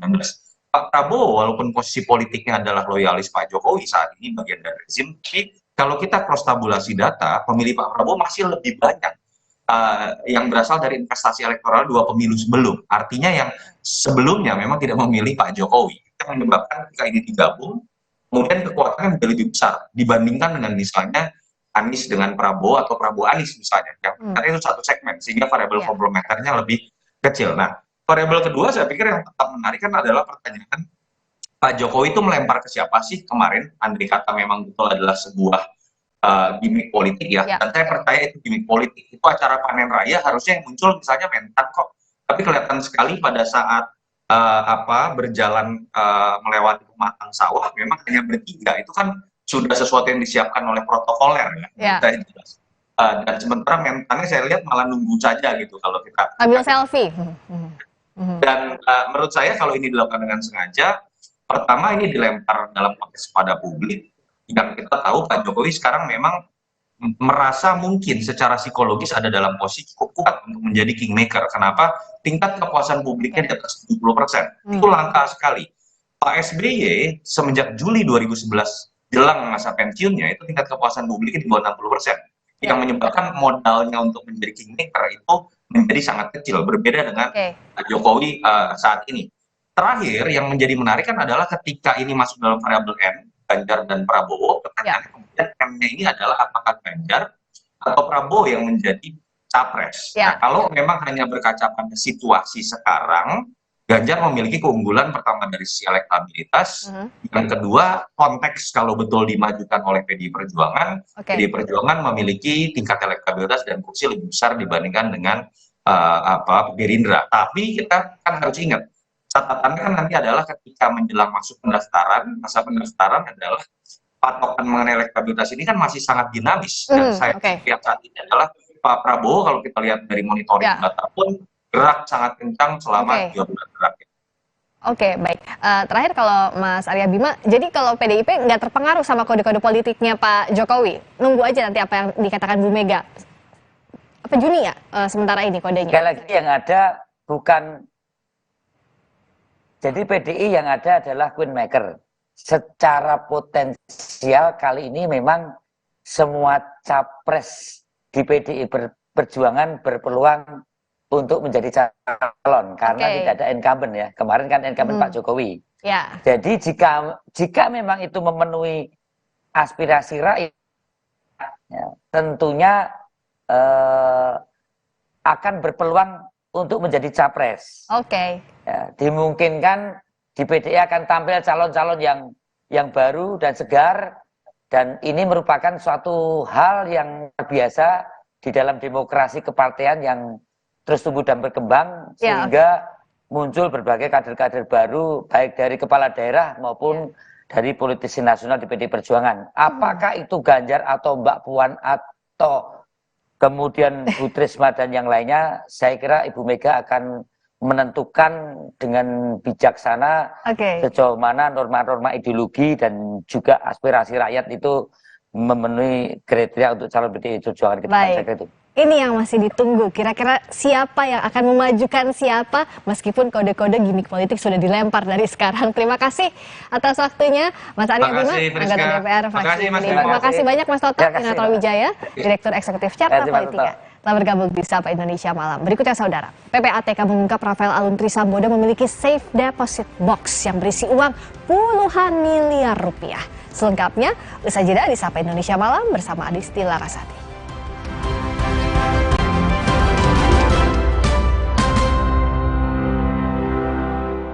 Tahu rahasia memanjakan diri? Baru Dettol Aktif Botani, terinspirasi dari alam, lembut di kulit, dan melindungi dari kuman. Baru Dettol Aktif Botani, memanjakanku, melindungi kami. Baru mie oven. Bukan mie biasa, pembuatannya di oven bukan digoreng. Air rebusannya jernih, bumbunya medok, mie-nya lurus, enak diseruput, lebih kenyal, sehat lagi. Mie oven, inovasi Mayora. Sibuk warawiri, tahu-tahu beduk udah bunyi. Aqua dulu. Bangun anak-anak, ayo bangun cepet sahur. Bangun sahur? Nyawa belum ngumpul. Aqua dulu. Diciptakan oleh alam, 100% murni air mineral pegunungan. Lengkapi bulan suci dengan air yang murni, Aqua dulu. Yo, buka betternya. Buka mulutnya yang gede. Kurang gede. Beneran gede. Karena sekarang better tambah gede. Nambah tebal coklatnya. Pas digigit, enaknya selangit. Better sekarang nambah gede. Ada vitamin A, B dan C, C3E dan mineral zinc. Tentu penuhi kebutuhan vitamin dan mineral. Ipi-pipinya dong, ipinya dong, pilihan pas keluarga. Ipi-pipinya dong, ipinya dong, dang ding dong, dang ding dong. Baru, WPC porselen kemasan ekonomis hanya 5.000. Dengan strong active power, bersihkan kerak dan bunuh kuman tanpa merusak permukaan porselen. WPC porselen kemasan ekonomis hanya 5.000. Wingscare. Besti, basah tuh. Ya, padahal udah pakai roll-on. Nih, roll-on khusus hijabers. Wash roll-on hijab chic baru. Ada Active Burst Fragrance, solusi hijabers aktif. Makin aktif, makin wangi. 2 kali lebih efektif kurangi keringat dan bau badan. Ekstrak green tea, ketiak tampak cerah. 0% alkohol, fix halal. Bener, udah seaktif ini, ketiak tetap kering, nyaman, stay fresh. Wash roll-on hijab chic. Freshnya on, aktifnya on. Semua tahu, kacang hijau sumber protein dan kaya serat. Kebaikannya ada di Energen kacang hijau. Makin lengkap nutrisinya.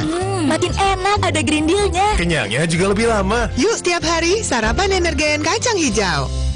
Duh, susah banget dibersihin. Hai Bu, boleh pakai toiletnya? Sudah cukup bersih belum ya? Pembersih lantai buat lantai. Pindah ke cara baru. Harpic, formula lebih kental, menghilangkan noda dan kerak dengan lebih mudah, 10 kali lebih bersih. Ingat toilet, ingat Harpic. Little bit of that sweetness. Think this is it. You're loving this. Lick done. Scan Oreo Blackpink dan dapatkan pesan personal dari Blackpink. Oreo Blackpink. Resep baru dari mie sedap kari kental spesial. super kari. Minyak kenyal, kuahnya makin kental, karinya makin spesial. Dari rempah pilihan. Mie sedap kari kental spesial. Ya kari kau cobain. Dari Wingswood. Sibuk warawiri, tahu-tahu beduk udah bunyi. Aqua dulu. Bangun anak-anak, ayo bangun cepet sahur. Bangun sahur, nyawa belum ngumpul. Aqua dulu. Diciptakan oleh alam, 100% murni air mineral pegunungan. Lengkapi bulan suci dengan air yang murni, Aqua dulu.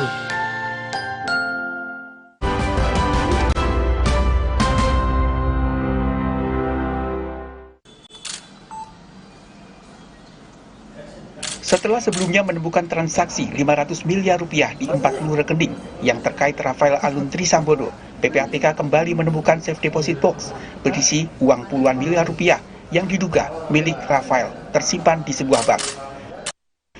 Dikutip dari Kompas.com, Kepala PPATK Ivan Yustia Vandana mengatakan, ya, safe deposit box berisi puluhan miliar rupiah, mata uang asing, tidak termasuk rekening 500 miliar rupiah milik Rafael. Sebelumnya PPATK juga telah memblokir 40 rekening Rafael Alun yang bernilai 500 miliar rupiah. KPK menilai uang Rafael Alun dicurigai berkaitan dengan tindak pencucian uang. U-turn ini untuk mengaburkan asal-usul uang hasil kejahatan dengan memutarbalikkan transaksi yang setelah itu dikembalikan lagi kepada rekening si pemilik. Dari 40 rekening dan dengan nilai uang yang 500 miliar tadi, itu kan pihak-pihak yang terkait, ya itu ada keluarga, ada badan hukum, kemudian ada juga pihak-pihak lainnya. KPK telah menaikkan status perkara mantan pejabat pajak Rafael ke tahap penyelidikan. Deputi Pencegahan dan Monitoring KPK, Pahala Nenggolan mengatakan, KPK akan menelusuri dugaan adanya geng Rafael Alun terkait harta kekayaan bernilai fantastis. Geng yang akan ditelusuri KPK adalah dari teman angkatan Rafael Alun. Sesudah yang bersangkutan pasti ada lagi orang-orang lain yang kita kan dengar juga ada gengnya, ada ini itu. Tapi kita kan perlu tahu polanya. Sekali lagi teman-teman, ini bukan bukan sederhana. Ya, perjalanan karirnya nyambung di beberapa tempat, misalnya itu yang saya maksud geng. Jadi jangan dianggap geng dia berkomplot, nggak juga lah gitu. Tapi ada polanya yang kita lihat. Oleh karena itu kita sangat penting untuk lihat gimana sih polanya ini. Kayak PPATK bilang pakai orang lain, baik kita lihat bener nggak. Pakai nama lain atau pakai PT, nggak tahu kita. Audit yang dilakukan Kementerian Keuangan menemukan dugaan penyembunyian aset dan ketidakpatuhan pajak atas kasus Rafael. Kemenkeu menyebut aset-aset yang tidak dilaporkan Rafael didaftarkan dengan menggunakan nama orang lain, seperti kakak dan adik. Ada pula aset Rafael yang didaftarkan atas nama orang tua dan temannya. Sebagian aset diatasnamakan pihak terafiliasi. Jadi pihak terafiliasi itu bisa orang tua, kakak adik, teman, seperti itu. PPATK sebelumnya memblokir rekening milik konsultan pajak yang bekerja untuk mantan pejabat pajak Rafael Alun Trisambodo. Selain itu, rekening Rafael dan keluarganya juga diblokir. Tim Liputan Kompas TV. Lalu seperti apa detail temuan PPATK terkait dengan Safe Deposit Box atau SDB berisi uang puluhan miliar rupiah yang diduga dimiliki mantan pejabat pajak Rafael Alun Trisambodo. Lalu apa saja langkah selanjutnya yang dilakukan oleh PPATK? Kita akan berbincang dengan Humas PPATK Natsir Konga. Selamat malam Pak Natsir. Selamat malam Mbak Adisti, apa kabar? Baik, Alhamdulillah.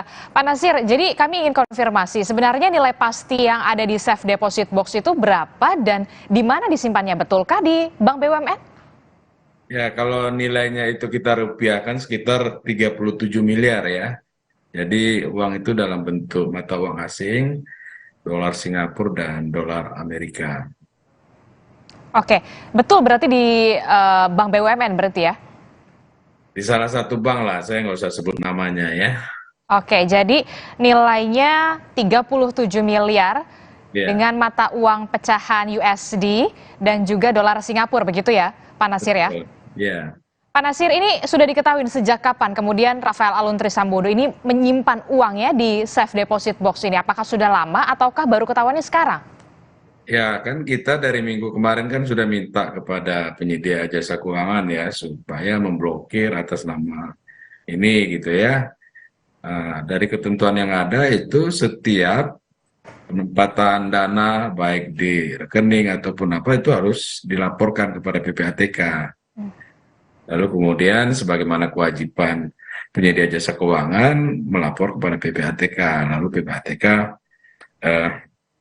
lihat itu safe deposit box dan kita bersama dengan KPK mengambil dana yang ada seperti itu. Oke, sudah ada keterangan dari bank yang bersangkutan sejak kapan kemudian Rafael Alun Trisambodo ini menyimpan uang 37 miliar itu? Baru dalam beberapa hari ini. Baru dalam beberapa hari ini? Ya. Oke, Pak Nasir, apakah kemudian uang yang 37 miliar ini masuk dari rekening 500 miliar milik Rafael? Di luar itu ini, Mbak.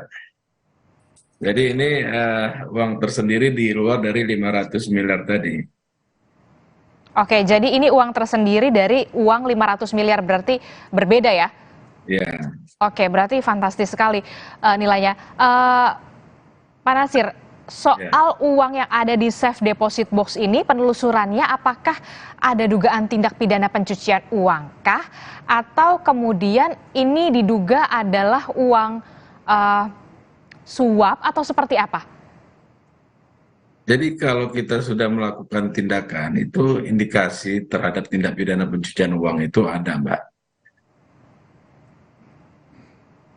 Oke, jadi ada dugaan tindak pidana pencucian uang, kemudian sampai... Tindak pidana pencucian uang. Kalau untuk dugaan lainnya? Ya, itu nanti wilayah penyidik ya untuk menindaklanjuti. Oke, terakhir Pak Nasir, tindak lanjut dari PPATK terkait dengan temuan ini nantinya akan seperti apa? Ya, tentu kami akan sampaikan kepada pihak penyidik ya, dalam hal ini KPK. KPK dengan fungsinya penyelidikan dan penyidikan tentu mencari alat bukti lain dan hal-hal lain lah ya untuk bisa ditindaklanjuti. Oke, kita akan tunggu bagaimana tindak lanjut dari penelusuran harta kekayaan dari Rafael Alun Trisambodo. Terima kasih Humas PPATK Nasir Kongah telah bergabung bersama kami di Sapa Indonesia Malam. Sehat selalu, Pak. Sehat selalu. Terima kasih Mbak Adisti. Baik, sama-sama. Saudara, informasi lain yang penting dan juga menarik masih akan kami hadirkan. Di antaranya memang ada beberapa informasi lainnya, tetaplah di Sapa Indonesia Malam.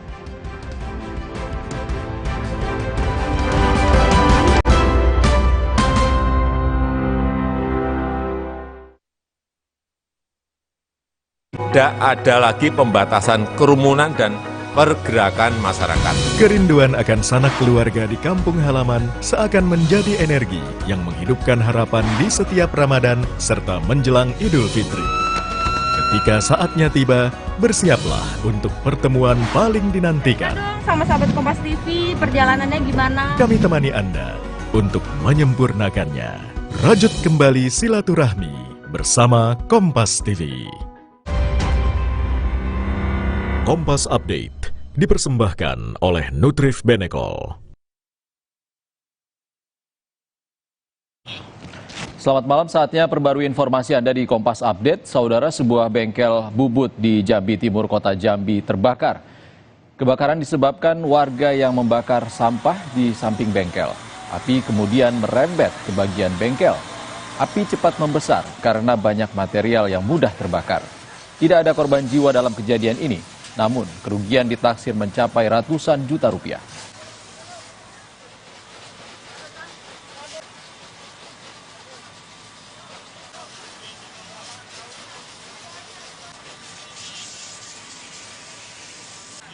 Demikian Kompas Update, terima kasih. Sampai jumpa.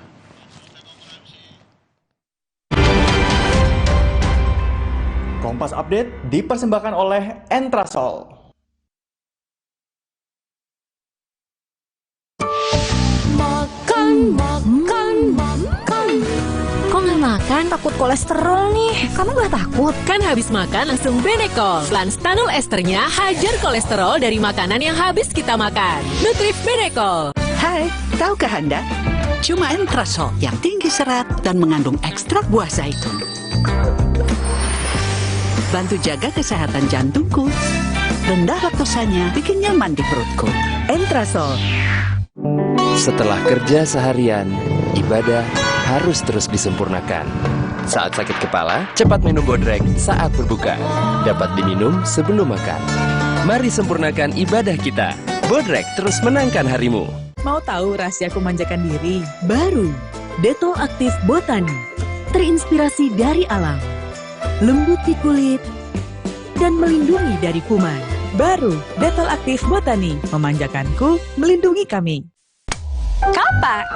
Wafernya crunchy, coklatnya creamy, taburan kelapanya asik. Cepat kelapa jadi satu. Enaknya seenak itu. Kelapa. Resep baru dari mie sedap kari kental spesial. Super duper kari. Mie-nya kenyal, kuahnya makin kental, karinya makin spesial. Dari rempah pilihan. Mie sedap kari kental spesial. Ya kari kau cobain. Dari Wingswood. Apa Golda Coffee kesukaanmu? Golda Coffee Dolce Latte dong. Brazilian coffee-nya smooth and creamy. Ada yang baru nih, Golda Coffee Italian Cappuccino, so uniquely caramelized. Dua-duanya perfect blend. Golda Coffee, get more out of life. Dari Wingswood. Mau tahu rahasia memanjakan diri? Baru, Detol Aktif Botani. Terinspirasi dari alam. Lembut di kulit dan melindungi dari kuman. Baru, Detol Aktif Botani. Memanjakanku, melindungi kami. Jauh di mata namun dekat di Seruin terus. Pakai Telkomsel Prabaya. Ngegame, nonton, konten, dan teleponan jadi Seru terus-terusan. Dari Telkomsel. Makan. Kok nggak makan? Takut kolesterol nih. Kamu nggak takut? Kan habis makan langsung Benecol. Plan stanul esternya hajar kolesterol dari makanan yang habis kita makan. Nutrif Benecol. Saya pilih Entrasol dengan ekstrak buah zaitun dan tinggi serat. 4 kali lebih kuat tangkal radikal bebas. Bantu jaga kesehatan jantung saya. Tinggi proteinnya bantu jaga massa otot saya. Entrasol. Kelapa. Wafernya crunchy, coklatnya creamy, taburan kelapanya asik. Cepat kelapa jadi satu. Enaknya seenak itu. Kelapa. Hati-hati ya, virus kuman dan bakteri ada di mana-mana, bahkan di air. Pakai Soclean Antisep. Deterjen plus protection bunuh 99,99% virus kuman dan bakteri. Stay safe every day dengan Soclean Antisep. Wingscare. Ada yang histeris guys. Bau terasi, bawang. Ekonomi Power Liquid Sereh baru. Setetes bersihkan semua bau sadis. Swagger. Ekonomi Power Liquid Sereh. Bau sadis hilang, bersihnya gak ada lawan. Baru, WPC porselen kemasan ekonomis hanya 5.000. Dengan strong active power, bersihkan kerak dan bunuh kuman tanpa merusak permukaan porselen. WPC porselen kemasan ekonomis hanya 5.000. Wingscare. Tina udah siap om. Mie sedap soto dulu yuk. Enggak deh om, makasih. Mie sedap soto dengan mie yang kenyal serta koya gurih dan jeruk nipis asli. Soal rasa mie sedap soto, lidah nggak bisa bohong. Rasa soto nomor 1 cuma mie sedap soto. Informasi terkini dari segala lini Yang dilakukan anak pejabat pajak yang paling mengundang atensi. Kami kompilasi. Kami sudah menyiapkan sejumlah berita pilihan untuk Anda. Dan jadikan referensi utama untuk Anda. Berita utama. Ikuti pada jam-jam berikut. Live di Kompas TV. Didukung oleh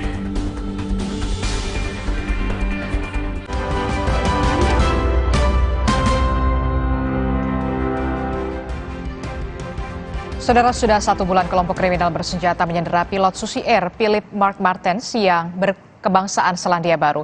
TNI menyebut pihak KKB secara sengaja menyebarkan video kondisi pilot untuk propaganda.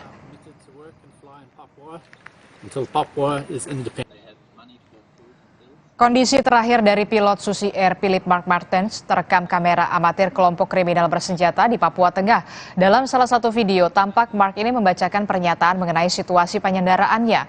Komandan Korem 172 Prajawira Yakti Brigjen Juwinta Omboh Sembiring menilai penyebaran video tersebut sebagai bentuk propaganda KKB. Dia menjelaskan sampai saat ini aparat gabungan TNI Polri masih terus berupaya membebaskan sang pilot. Ini adalah bagian dari sebuah propaganda, tapi ini memperkuat analisa dari kita bahwa kondisi pilot, dari sumber-sumber di kita juga bahwa kondisi pilot sampai saat ini masih dalam keadaan hidup, dan kami akan terus berupaya mencari dan menyelamatkannya. Terkait juga dengan lagi, saya menyampaikan kepada Ignis Kogoya menyerahkan diri, pertanggungjawabkan perbuatannya kepada aparat keamanan. Itu akan lebih baik daripada terus-menerus membuat ketakutan di masyarakat. Kita beralih ke informasi lain, Saudara. 3 mobil aset Crazy Rich Surabaya Wahyu Kenzo disita polisi. Penyitaan ini dilakukan terkait dengan kasus investasi bodong menggunakan robot trading dengan tersangka Wahyu Kenzo. Polresta Malang terus menelusuri aset milik Wahyu Kenzo tersangka kasus investasi bodong dengan menggunakan robot trading.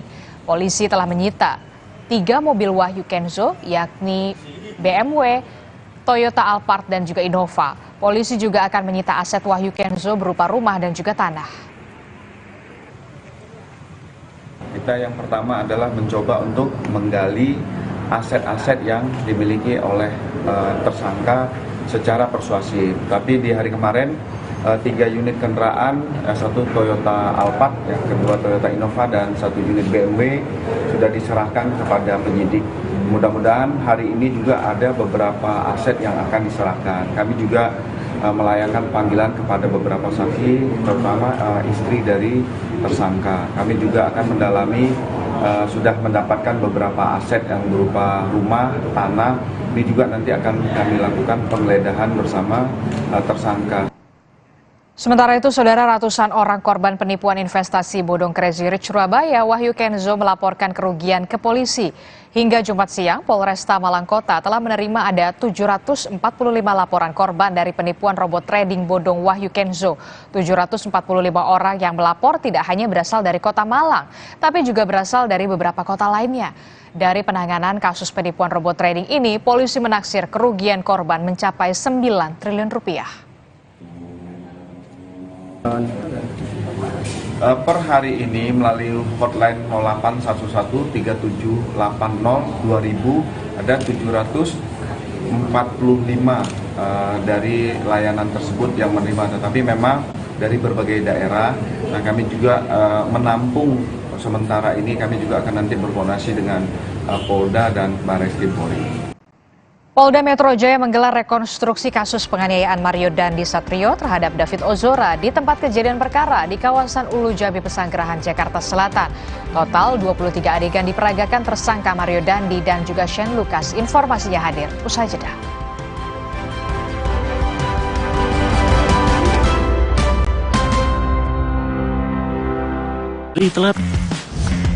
Kalau flu, minum Bodrex Flu. Nanti ngantuk, nggak bisa kerja. Bodrex Flu nggak bikin ngantuk. Formulanya efektif, redakan flu, pilek, bersin, hidung tersumbat. Bodrex Flu, ahlinya redakan flu tanpa ngantuk. Sari Gandum Big Pack. Buat sharing rame-rame, isinya nggak pelit cuy, anti berantakan. Cocok juga buat online, non-stop seharian. Sari Gandum, seenak itu, sekenyang itu. Ada vitamin A, B dan C, C3E dan mineral zinc, bantu penuhi kebutuhan vitamin dan mineral. Ipi-pipinya dong, pilihan pas keluarga. Ipi-pipinya dong, dang ding dong, dang ding dong.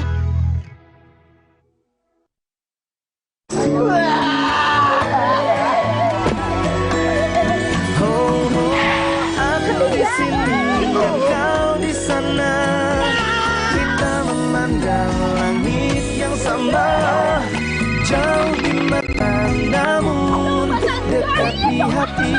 Seruin terus. Manapun, kapanpun, pakai Telkomsel prabayar. Nge-game, nonton, konten, dan teleponan jadi seru terus-terusan.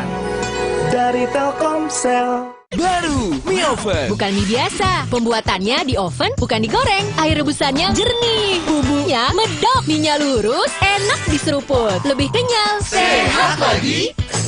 Mie oven, inovasi Mayora. Puap-puap mulu, biar hijabnya rapi, pakai ciput. Yah, rontok. Biar rambutnya kuat, pakai Emerald Hijab Shampoo Anti Hair Fall. Dengan ekstrak zaitun dan emulsi perfume. No rontok, no apek. Emerald Hijab Shampoo, ngerti rambut berhijab kita. Apa Golda Coffee kesukaanmu? Golda Coffee Dolce Latte dong. Brazilian coffee-nya smooth and creamy. Ada yang baru nih, Golda Coffee Italian Cappuccino, so uniquely caramelized. Dua-duanya perfect blend. Golda Coffee, get more out of life. Dari Wings Food. Ada yang histeris guys. Bau terasi, bawang. Ekonomi Power Liquid Serai baru. Setetes bersihkan semua bau sadis. Swagger. Ekonomi Power Liquid Serai. Bau sadis hilang, bersihnya gak ada lawan. Baru mie oven. Bukan mie biasa, pembuatannya di oven bukan digoreng. Air rebusannya jernih, bumbunya medok, mie-nya lurus, enak diseruput, lebih kenyal, sehat lagi. Mie oven, inovasi Mayora. Sorry, telat. Kalau flu, minum Bodrex Flu. Nanti ngantuk, nggak bisa kerja. Bodrex Flu nggak bikin ngantuk. Formulanya efektif, redakan flu, pilek, bersin, hidung tersumbat. Bodrex Flu, ahlinya redakan flu tanpa ngantuk. Puap-puap mulu, biar hijabnya rapi, pakai ciput.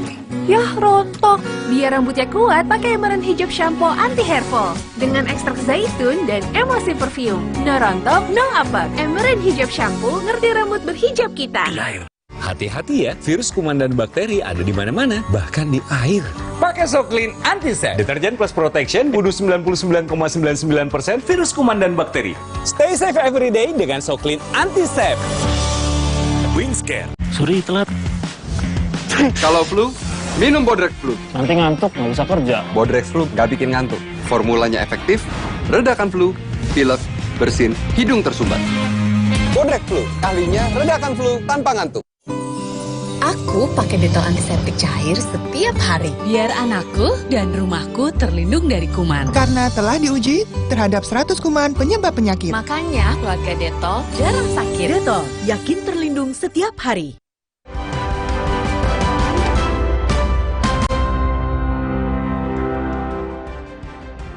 Saudara Polda Metro Jaya menggelar rekonstruksi kasus penganiayaan Mario Dandi Satrio terhadap David Ozora di tempat kejadian perkara di kawasan Ulu Jami, Pesanggerahan, Jakarta Selatan. Total ada 23 adegan diperagakan tersangka Mario Dandi dan juga Shane Lucas.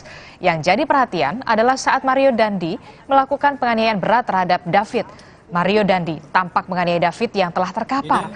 Ada 3 klaster rekonstruksi yang digelar, yakni pertama adegan Mario menjemput AG di sekolah, dan yang kedua Mario dan AG menjemput Shane, dan yang ketiga adalah adegan penganiayaan hingga korban dibawa ke rumah sakit oleh saksi. Silakan kamu lakukan selebrasi seperti saat itu. Begitu saat selebrasi kamu mematung untuk diambilkan.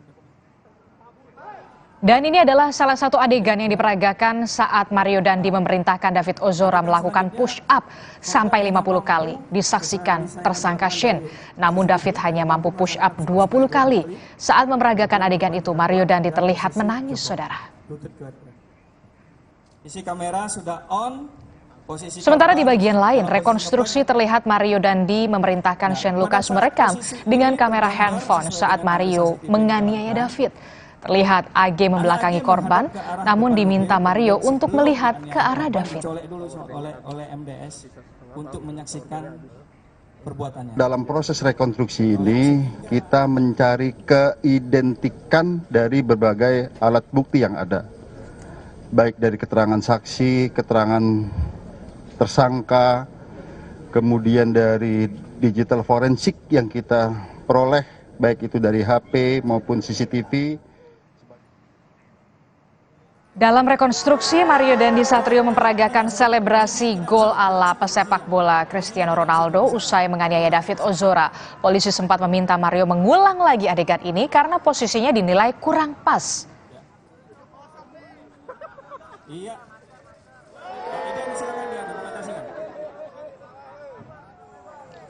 Kasus penganiayaan terhadap David ini berawal pada kedatangan AG yang meminta David untuk menemuinya karena ingin mengembalikan kartu pelajar milik David. Dan setelah itu, saudara, Mario Dandi, Shane Lucas, dan juga AG menemui David, Mario, dan sempat terlibat cekcok, saudara. Selanjutnya, Mario memerintahkan David untuk push up 50 kali, sementara Shane Lucas merekam kejadian tersebut. Setelah David push up, Mario Dandi menganiaya David hingga terkapar. Lucas masih merekam kejadian tersebut.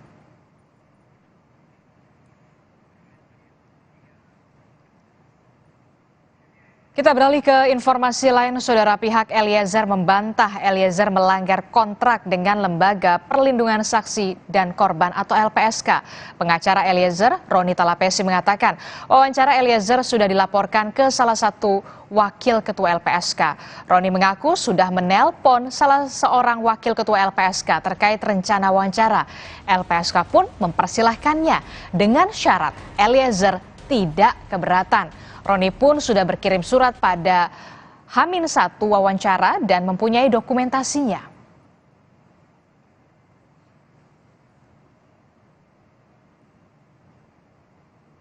Menyesalkan dan menyayangkan keputusan LPSK hari ini yang menghentikan perlindungan terhadap Richard Eliezer. Menurut saya, keputusan ini tidak cukup bijaksana dan merugikan terpenuhinya hak hukum dari Eliezer. Yang kedua, sebelumnya, saudara, LPSK menghentikan perlindungan kepada Barada Richard Eliezer. LPSK berdalih pencabutan perlindungan karena Eliezer menjalani wawancara. 9 Maret 2023, LPSK telah melaksanakan sidang Mahkamah Pimpinan LPSK dengan keputusan untuk menghentikan perlindungan kepada saudara RE. Jadi keputusan ini didasari pada... Dalam program Rossi, saudara, Richard Eliezer, terpidana pembunuhan berencana Brigadir Yosua, merasa berterima kasih atas atensi yang diberikan Kapolri kepadanya. Eliezer mengaku sangat grogi dan takut saat awal bertemu Kapolri Jenderal Listio Sigit Prabowo. Eliezer, saudara, akhirnya berani jujur dan menceritakan semua kejadian dan kasus penembakan yang dialaminya. Apa yang kamu jelaskan akhirnya pada Kapolri? Iya, Mbak Rosi. Jadi pada saat itu saya menyampaikan kepada Bapak Kapolri, saya mau jujur dengan menyampaikan cerita yang sesuai dengan fakta yang terjadi. Kamu grogi nggak waktu itu ketemu Kapolri? Sangat, Mbak Rosi. Saya. Karena bagaimanapun juga pangkatmu pada waktu itu yang paling rendah. Betul, Mbak Rosi. Dapat atensi dari Kapolri. Bisa ceritakan lagi seperti apa peristiwa itu? Pada saat itu saya dibawa ke bertemu dengan Bapak Kapolri, ya. Jadi saya hanya sampaikan ke Bapak Kapolri, mohon izin Jenderal, saya mau berkata jujur. Rudal jarak jauh berpresisi tinggi militer Rusia membobardir gudang amunisi pasukan Ukraina. Informasi dari mancanegara akan hadir seusai jeda.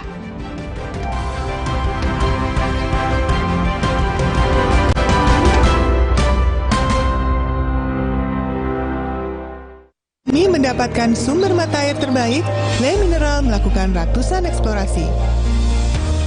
Setiap tetesnya dikemas dengan galon yang selalu baru dan bebas BPA. Inilah komitmen Le Mineral untuk sehatnya keluarga. Tina udah siap, Om. Mie sedap soto dulu yuk. Enggak deh, Om. Makasih. Mie sedap soto dengan mie yang kenyal serta koya gurih dan jeruk nipis asli. Soal rasa mie sedap soto, lidah nggak bisa bohong. Rasa soto nomor 1 cuma mie sedap soto. The new Mitsubishi Expander.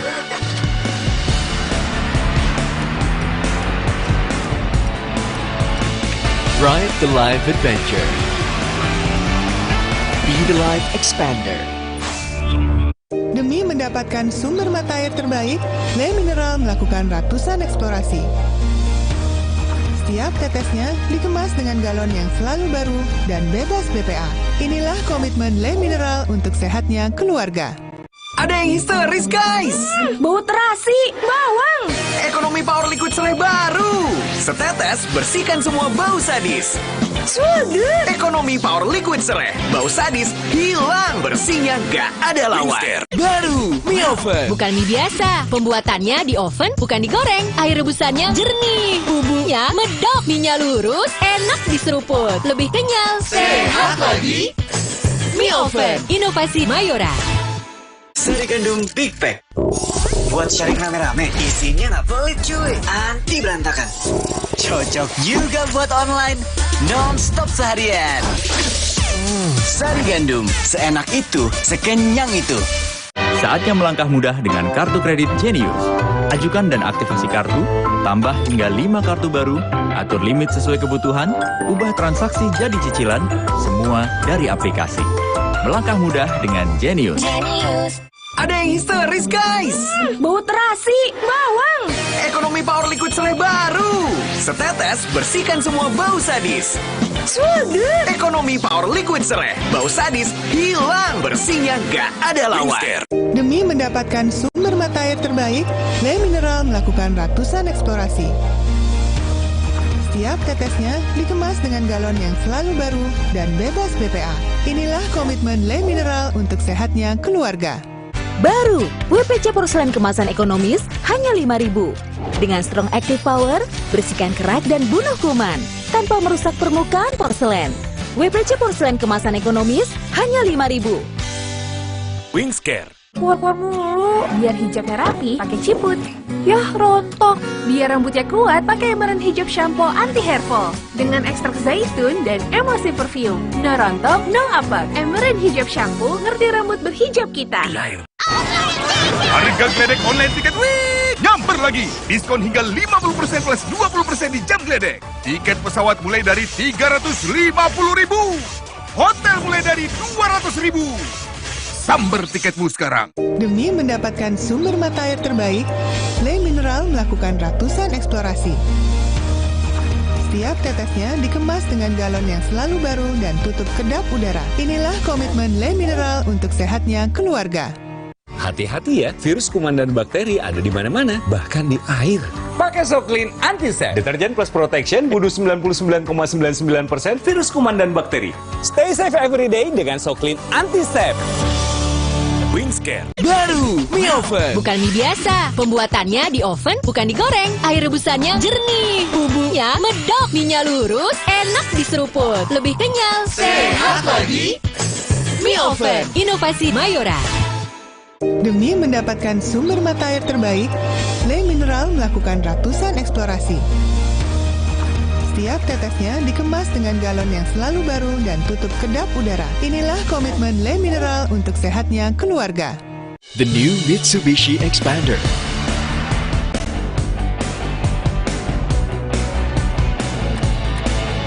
Ride the life adventure. Be the life expander.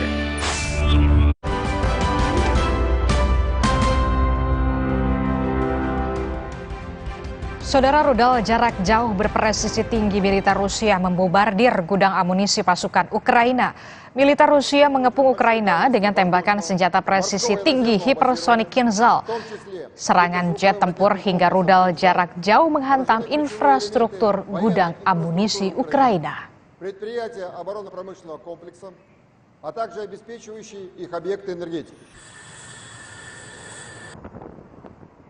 Informasi lainnya akan kami hadirkan sesaat lagi. Usai jeda hanya di Sapa Indonesia Malam.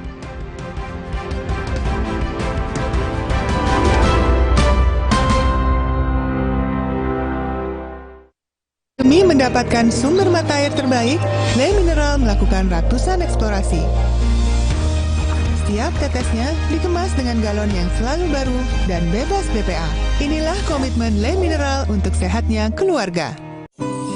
Aku pakai detol antiseptik cair setiap hari. Biar anakku dan rumahku terlindung dari kuman. Karena telah diuji terhadap 100 kuman penyebab penyakit. Makanya keluarga detol jarang sakit. Detol, yakin terlindung setiap hari. Makan. Kok nggak makan, takut kolesterol nih. Kamu gak takut? Kan habis makan langsung Benecol. Lanstanul esternya hajar kolesterol dari makanan yang habis kita makan. Nutrif Benecol. Hai, tahukah Anda? Cuma Entrasol yang tinggi serat dan mengandung ekstrak buah zaitun. Bantu jaga kesehatan jantungku. Rendah laktosanya bikin nyaman di perutku. Entrasol.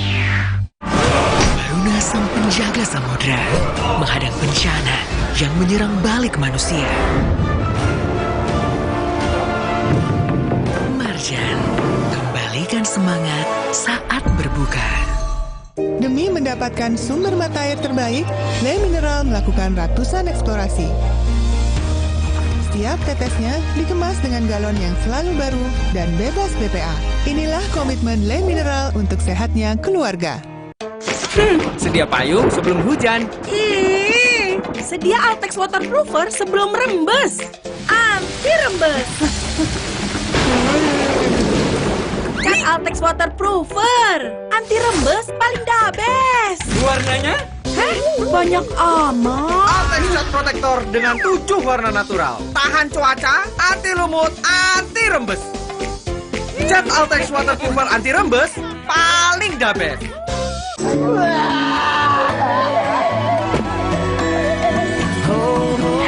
Aku di sini dan kau di sana. Kita memandang langit yang sama. Jauh di mata namun dekat di hati. Seruin terus, manapun, kapanpun, pakai Telkomsel prabayar. Nge-game, nonton, konten, dan teleponan jadi seru terus-terusan. Dari Telkomsel. Resep baru dari mie sedap kari kental spesial. Super duper kari. Mie-nya kenyal, kuahnya makin kental. Karinya makin spesial. Dari rempah pilihan. Mie sedap kari kental spesial. Ya kari kau cobain. Dari Wingswood. Besti, basah tuh. Ya, padahal udah pakai roll-on. Nih, roll-on khusus hijabers. Wash roll-on hijab chic baru. Ada Active Burst Fragrance, solusi hijabers aktif. Makin aktif, makin wangi. 2 kali lebih efektif kurangi keringat dan bau badan. Ekstra green tea, ketiak tampak cerah. 0% alkohol, fix halal. Bener, udah seaktif ini, ketiak tetap kering, nyaman, stay fresh. Wash roll-on hijab chic. Freshnya on, aktifnya on. Demi mendapatkan sumber mata air terbaik, Le Mineral melakukan ratusan eksplorasi. Setiap tetesnya dikemas dengan galon yang selalu baru dan tutup kedap udara. Inilah komitmen Le Mineral untuk sehatnya keluarga. Saatnya melangkah mudah dengan kartu kredit Genius. Ajukan dan aktivasi kartu, tambah hingga 5 kartu baru, atur limit sesuai kebutuhan, ubah transaksi jadi cicilan, semua dari aplikasi. Melangkah mudah dengan Genius.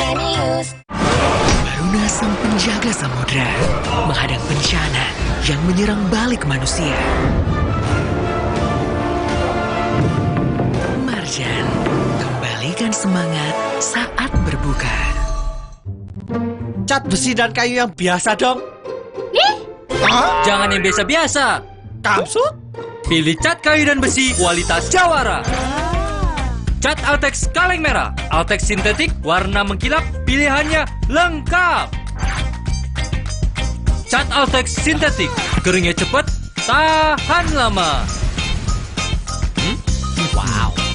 Cat Altex sintetik kaleng merah, kualitas Jawara. Tina udah siap om. Mie sedap soto dulu yuk. Enggak deh om, makasih. Mie sedap soto dengan mie yang kenyal serta koya gurih dan jeruk nipis asli. Soal rasa mie sedap soto, lidah nggak bisa bohong. Rasa soto nomor 1 cuma mie sedap soto.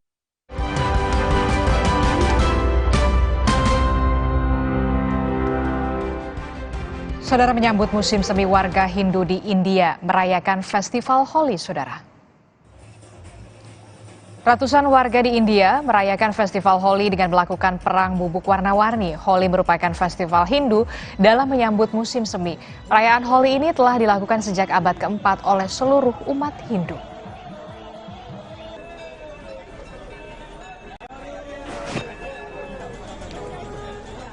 Informasi tadi menjadi sekaligus penutup di Sapa Indonesia Malam edisi kali ini. Terima kasih sudah menyaksikan. Saya Disti Larasati. Dan saya Friska Clarissa. Terima kasih. Selamat malam, sampai jumpa.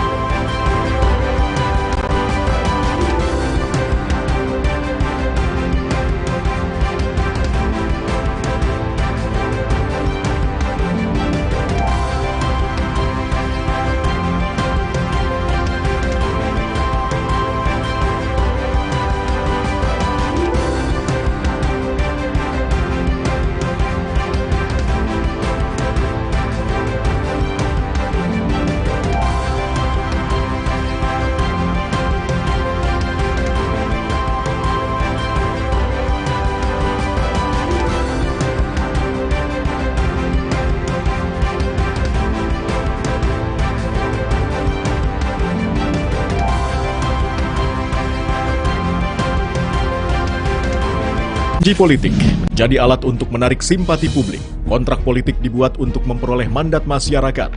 Memperoleh kemenangan politik tak jarang mengabaikan kepentingan publik. Bocornya pipa kilang Pertamina Pelumpang mengungkap persoalan hak kepemilikan lahan. Siapa sebenarnya yang lebih berhak tinggal?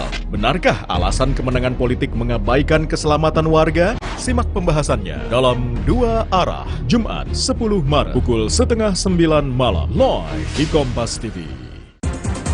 Sesaat lagi, Anda akan menyaksikan berita utama yang didukung oleh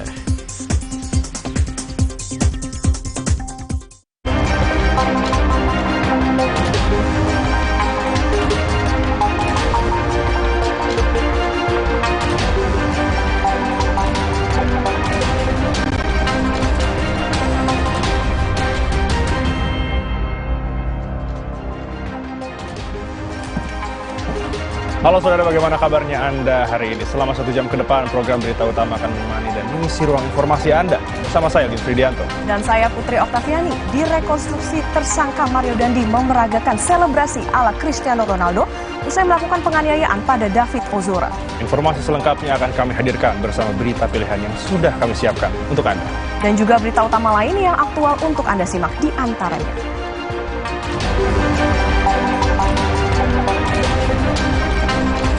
Presiden Joko Widodo dan Menhan Prabowo Subianto belanja baju koko di Pasar Kebumen.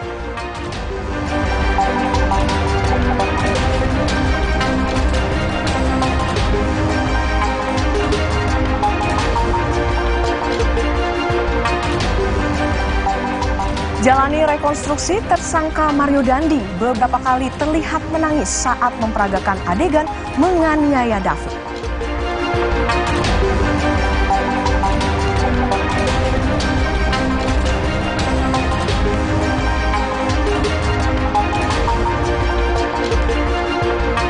Di akhir acara kami juga akan menayangkan mengenai 2 orang podcaster yang ditabrak mobil saat syuting di Cafe Houston, Amerika Serikat.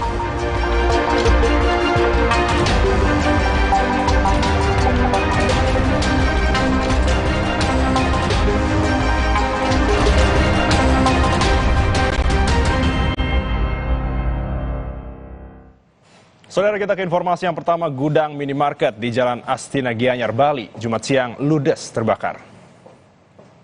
Melaporkan kebakaran di Indomaret Jalan Api diduga berasal dari dalam gudang penyimpanan barang, terus membesar dan menghanguskan seluruh barang yang tersimpan di dalamnya. Kebakaran ini sempat membuat warga sekitar panik.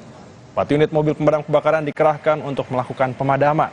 Api baru bisa dipadamkan setelah 1 jam proses pemadaman. Akibat kejadian ini, kerugian ditaksir mencapai puluhan juta rupiah. Melaporkan kebakaran di... Kita ke informasi berikutnya, saudara. Artis Amar Zoni kembali ditangkap polisi akibat terjerat kasus narkoba. Amar diduga menyuruh sopir pribadinya untuk membeli narkoba. Muhammad Amar Akbar atau yang akrab dikenal Amar Zoni ditangkap Satres Narkoba Polres Metro Jakarta Selatan Rabu malam. Amar Zoni ditangkap setelah sebelumnya polisi menangkap sopirnya yang disuruh membeli narkoba. Dari pengakuan sopir inilah, kemudian polisi menangkap artis sekaligus penyanyi ini di rumahnya di kawasan Sentul, Bogor. Amar Zoni saat ini masih menjalani pemeriksaan intensif oleh penyidik.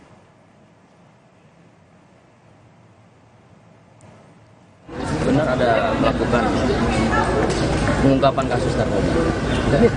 Nanti akan disampaikan oleh Pak Kapolres langsung. Dalam hal ini ada beberapa tersangka, salah satunya ada AZ. Silakan nanti dipertanyakan kepada Pak Kapolres Metro Jakarta Selatan. Tepatnya kemarin pada hari Rabu yang lalu, tanggal 8 Maret. Jadi masih dalam proses pemeriksaan? Ya, prosesnya masih pemeriksaan, ada di polisi. Artis Amar Zoni sebelumnya pernah ditangkap Polres Metro Jakarta Pusat pada 7 Juli 2017 dengan kasus serupa. Amar Zoni ditangkap di kawasan Depok dengan barang bukti 1 kemasan berisi ganja. Amar telah dijatuhi hukuman 1 tahun penjara. Setelah kasus itu, Amar bahkan sempat mengikuti deklarasi tak pakai narkoba bersama sejumlah artis dan pelaku hiburan lainnya.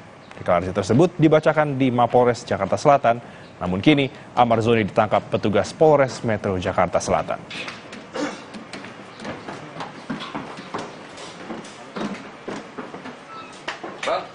Kita ke sorotan lain, saudara. Hari ini polisi menggelar rekonstruksi kasus penganiayaan David Ozora oleh Mario Dandi. 23 adegan diperagakan dalam 3 klaster dalam rekonstruksi. Dalam rekonstruksi yang digelar hari ini, seluruh tersangka termasuk perwakilan keluarga David Ozora hadir. Mario Dandi dan Shane Lucas hadir terpisah di lokasi penganiayaan David Ozora di perumahan Green Permata dengan pengawalan polisi. Dalam rekon, ada 3 klaster dengan 23 adegan yang akan diperagakan. Klaster pertama, adegan Mario menjemput AG di sekolah. Klaster kedua, Mario dan AG menjemput Shane. Dan ketiga, adegan penganiayaan hingga korban dibawa ke rumah sakit oleh saksi.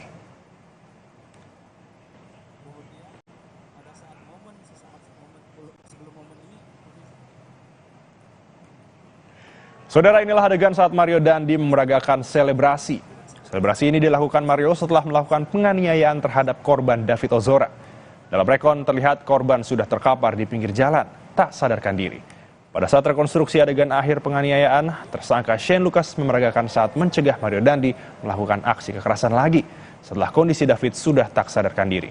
Namun, perkataan Shane saat itu dijawab Dandi dengan kalimat, "Gak takut gue, anak orang mati." Biar tergambar, kita ulangi. Tarik balik. Udah diem. Gak takut gua anak orang mati. Gak takut gua anak orang mati. Saat rekonstruksi, saksi N yang merupakan orang tua dari teman David juga turut dihadirkan, saudara.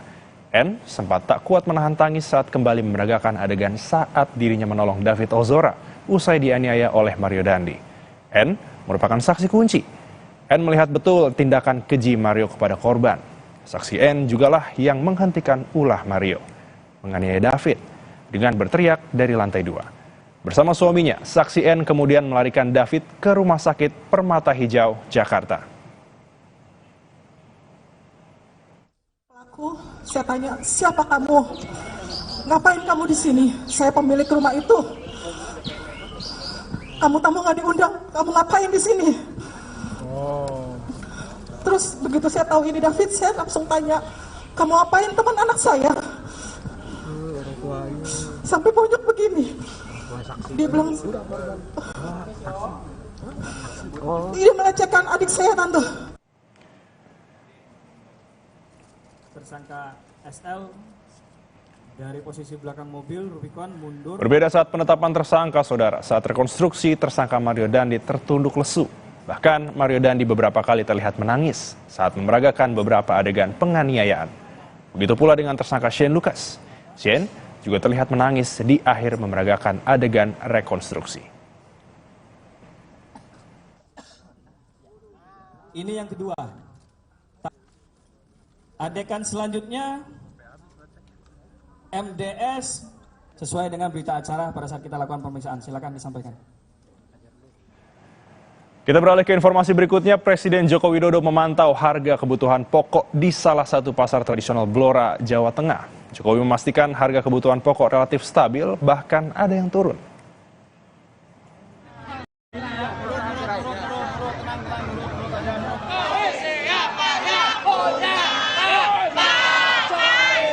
Kedatangan Jokowi di Pasar Blora ini disambut antusias warga, saudara. Ditemani Gubernur Jawa Tengah Ganjar Pranowo, Presiden sempat berbincang dengan sejumlah pedagang dan membagikan sembako serta bantuan modal.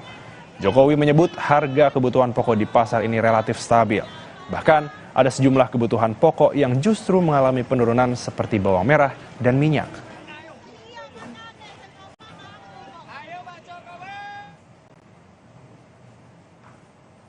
Sebelum memulai belusukan di Pasar Menden Blora, Presiden Joko Widodo ditemani Gubernur Jawa Tengah Ganjar Pranowo menyempatkan diri untuk sarapan lontong sayur di salah satu warung milik pedagang. Usai sarapan, Jokowi mengunjungi satu persatu pedagang untuk berbincang mengenai harga bahan pokok jelang puasa.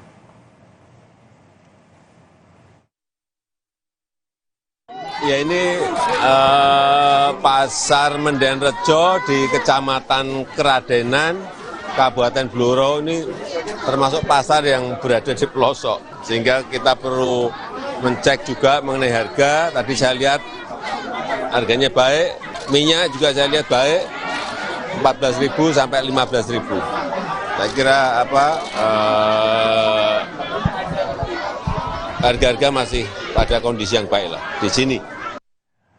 Berita utama akan segera kembali usai jeda saudara dengan informasi kekasih Mario Dandi. AG ditahan selama sepekan. Dalam rekonstruksi terungkap jika AG ikut merekam saat peristiwa penganiayaan David Ozora.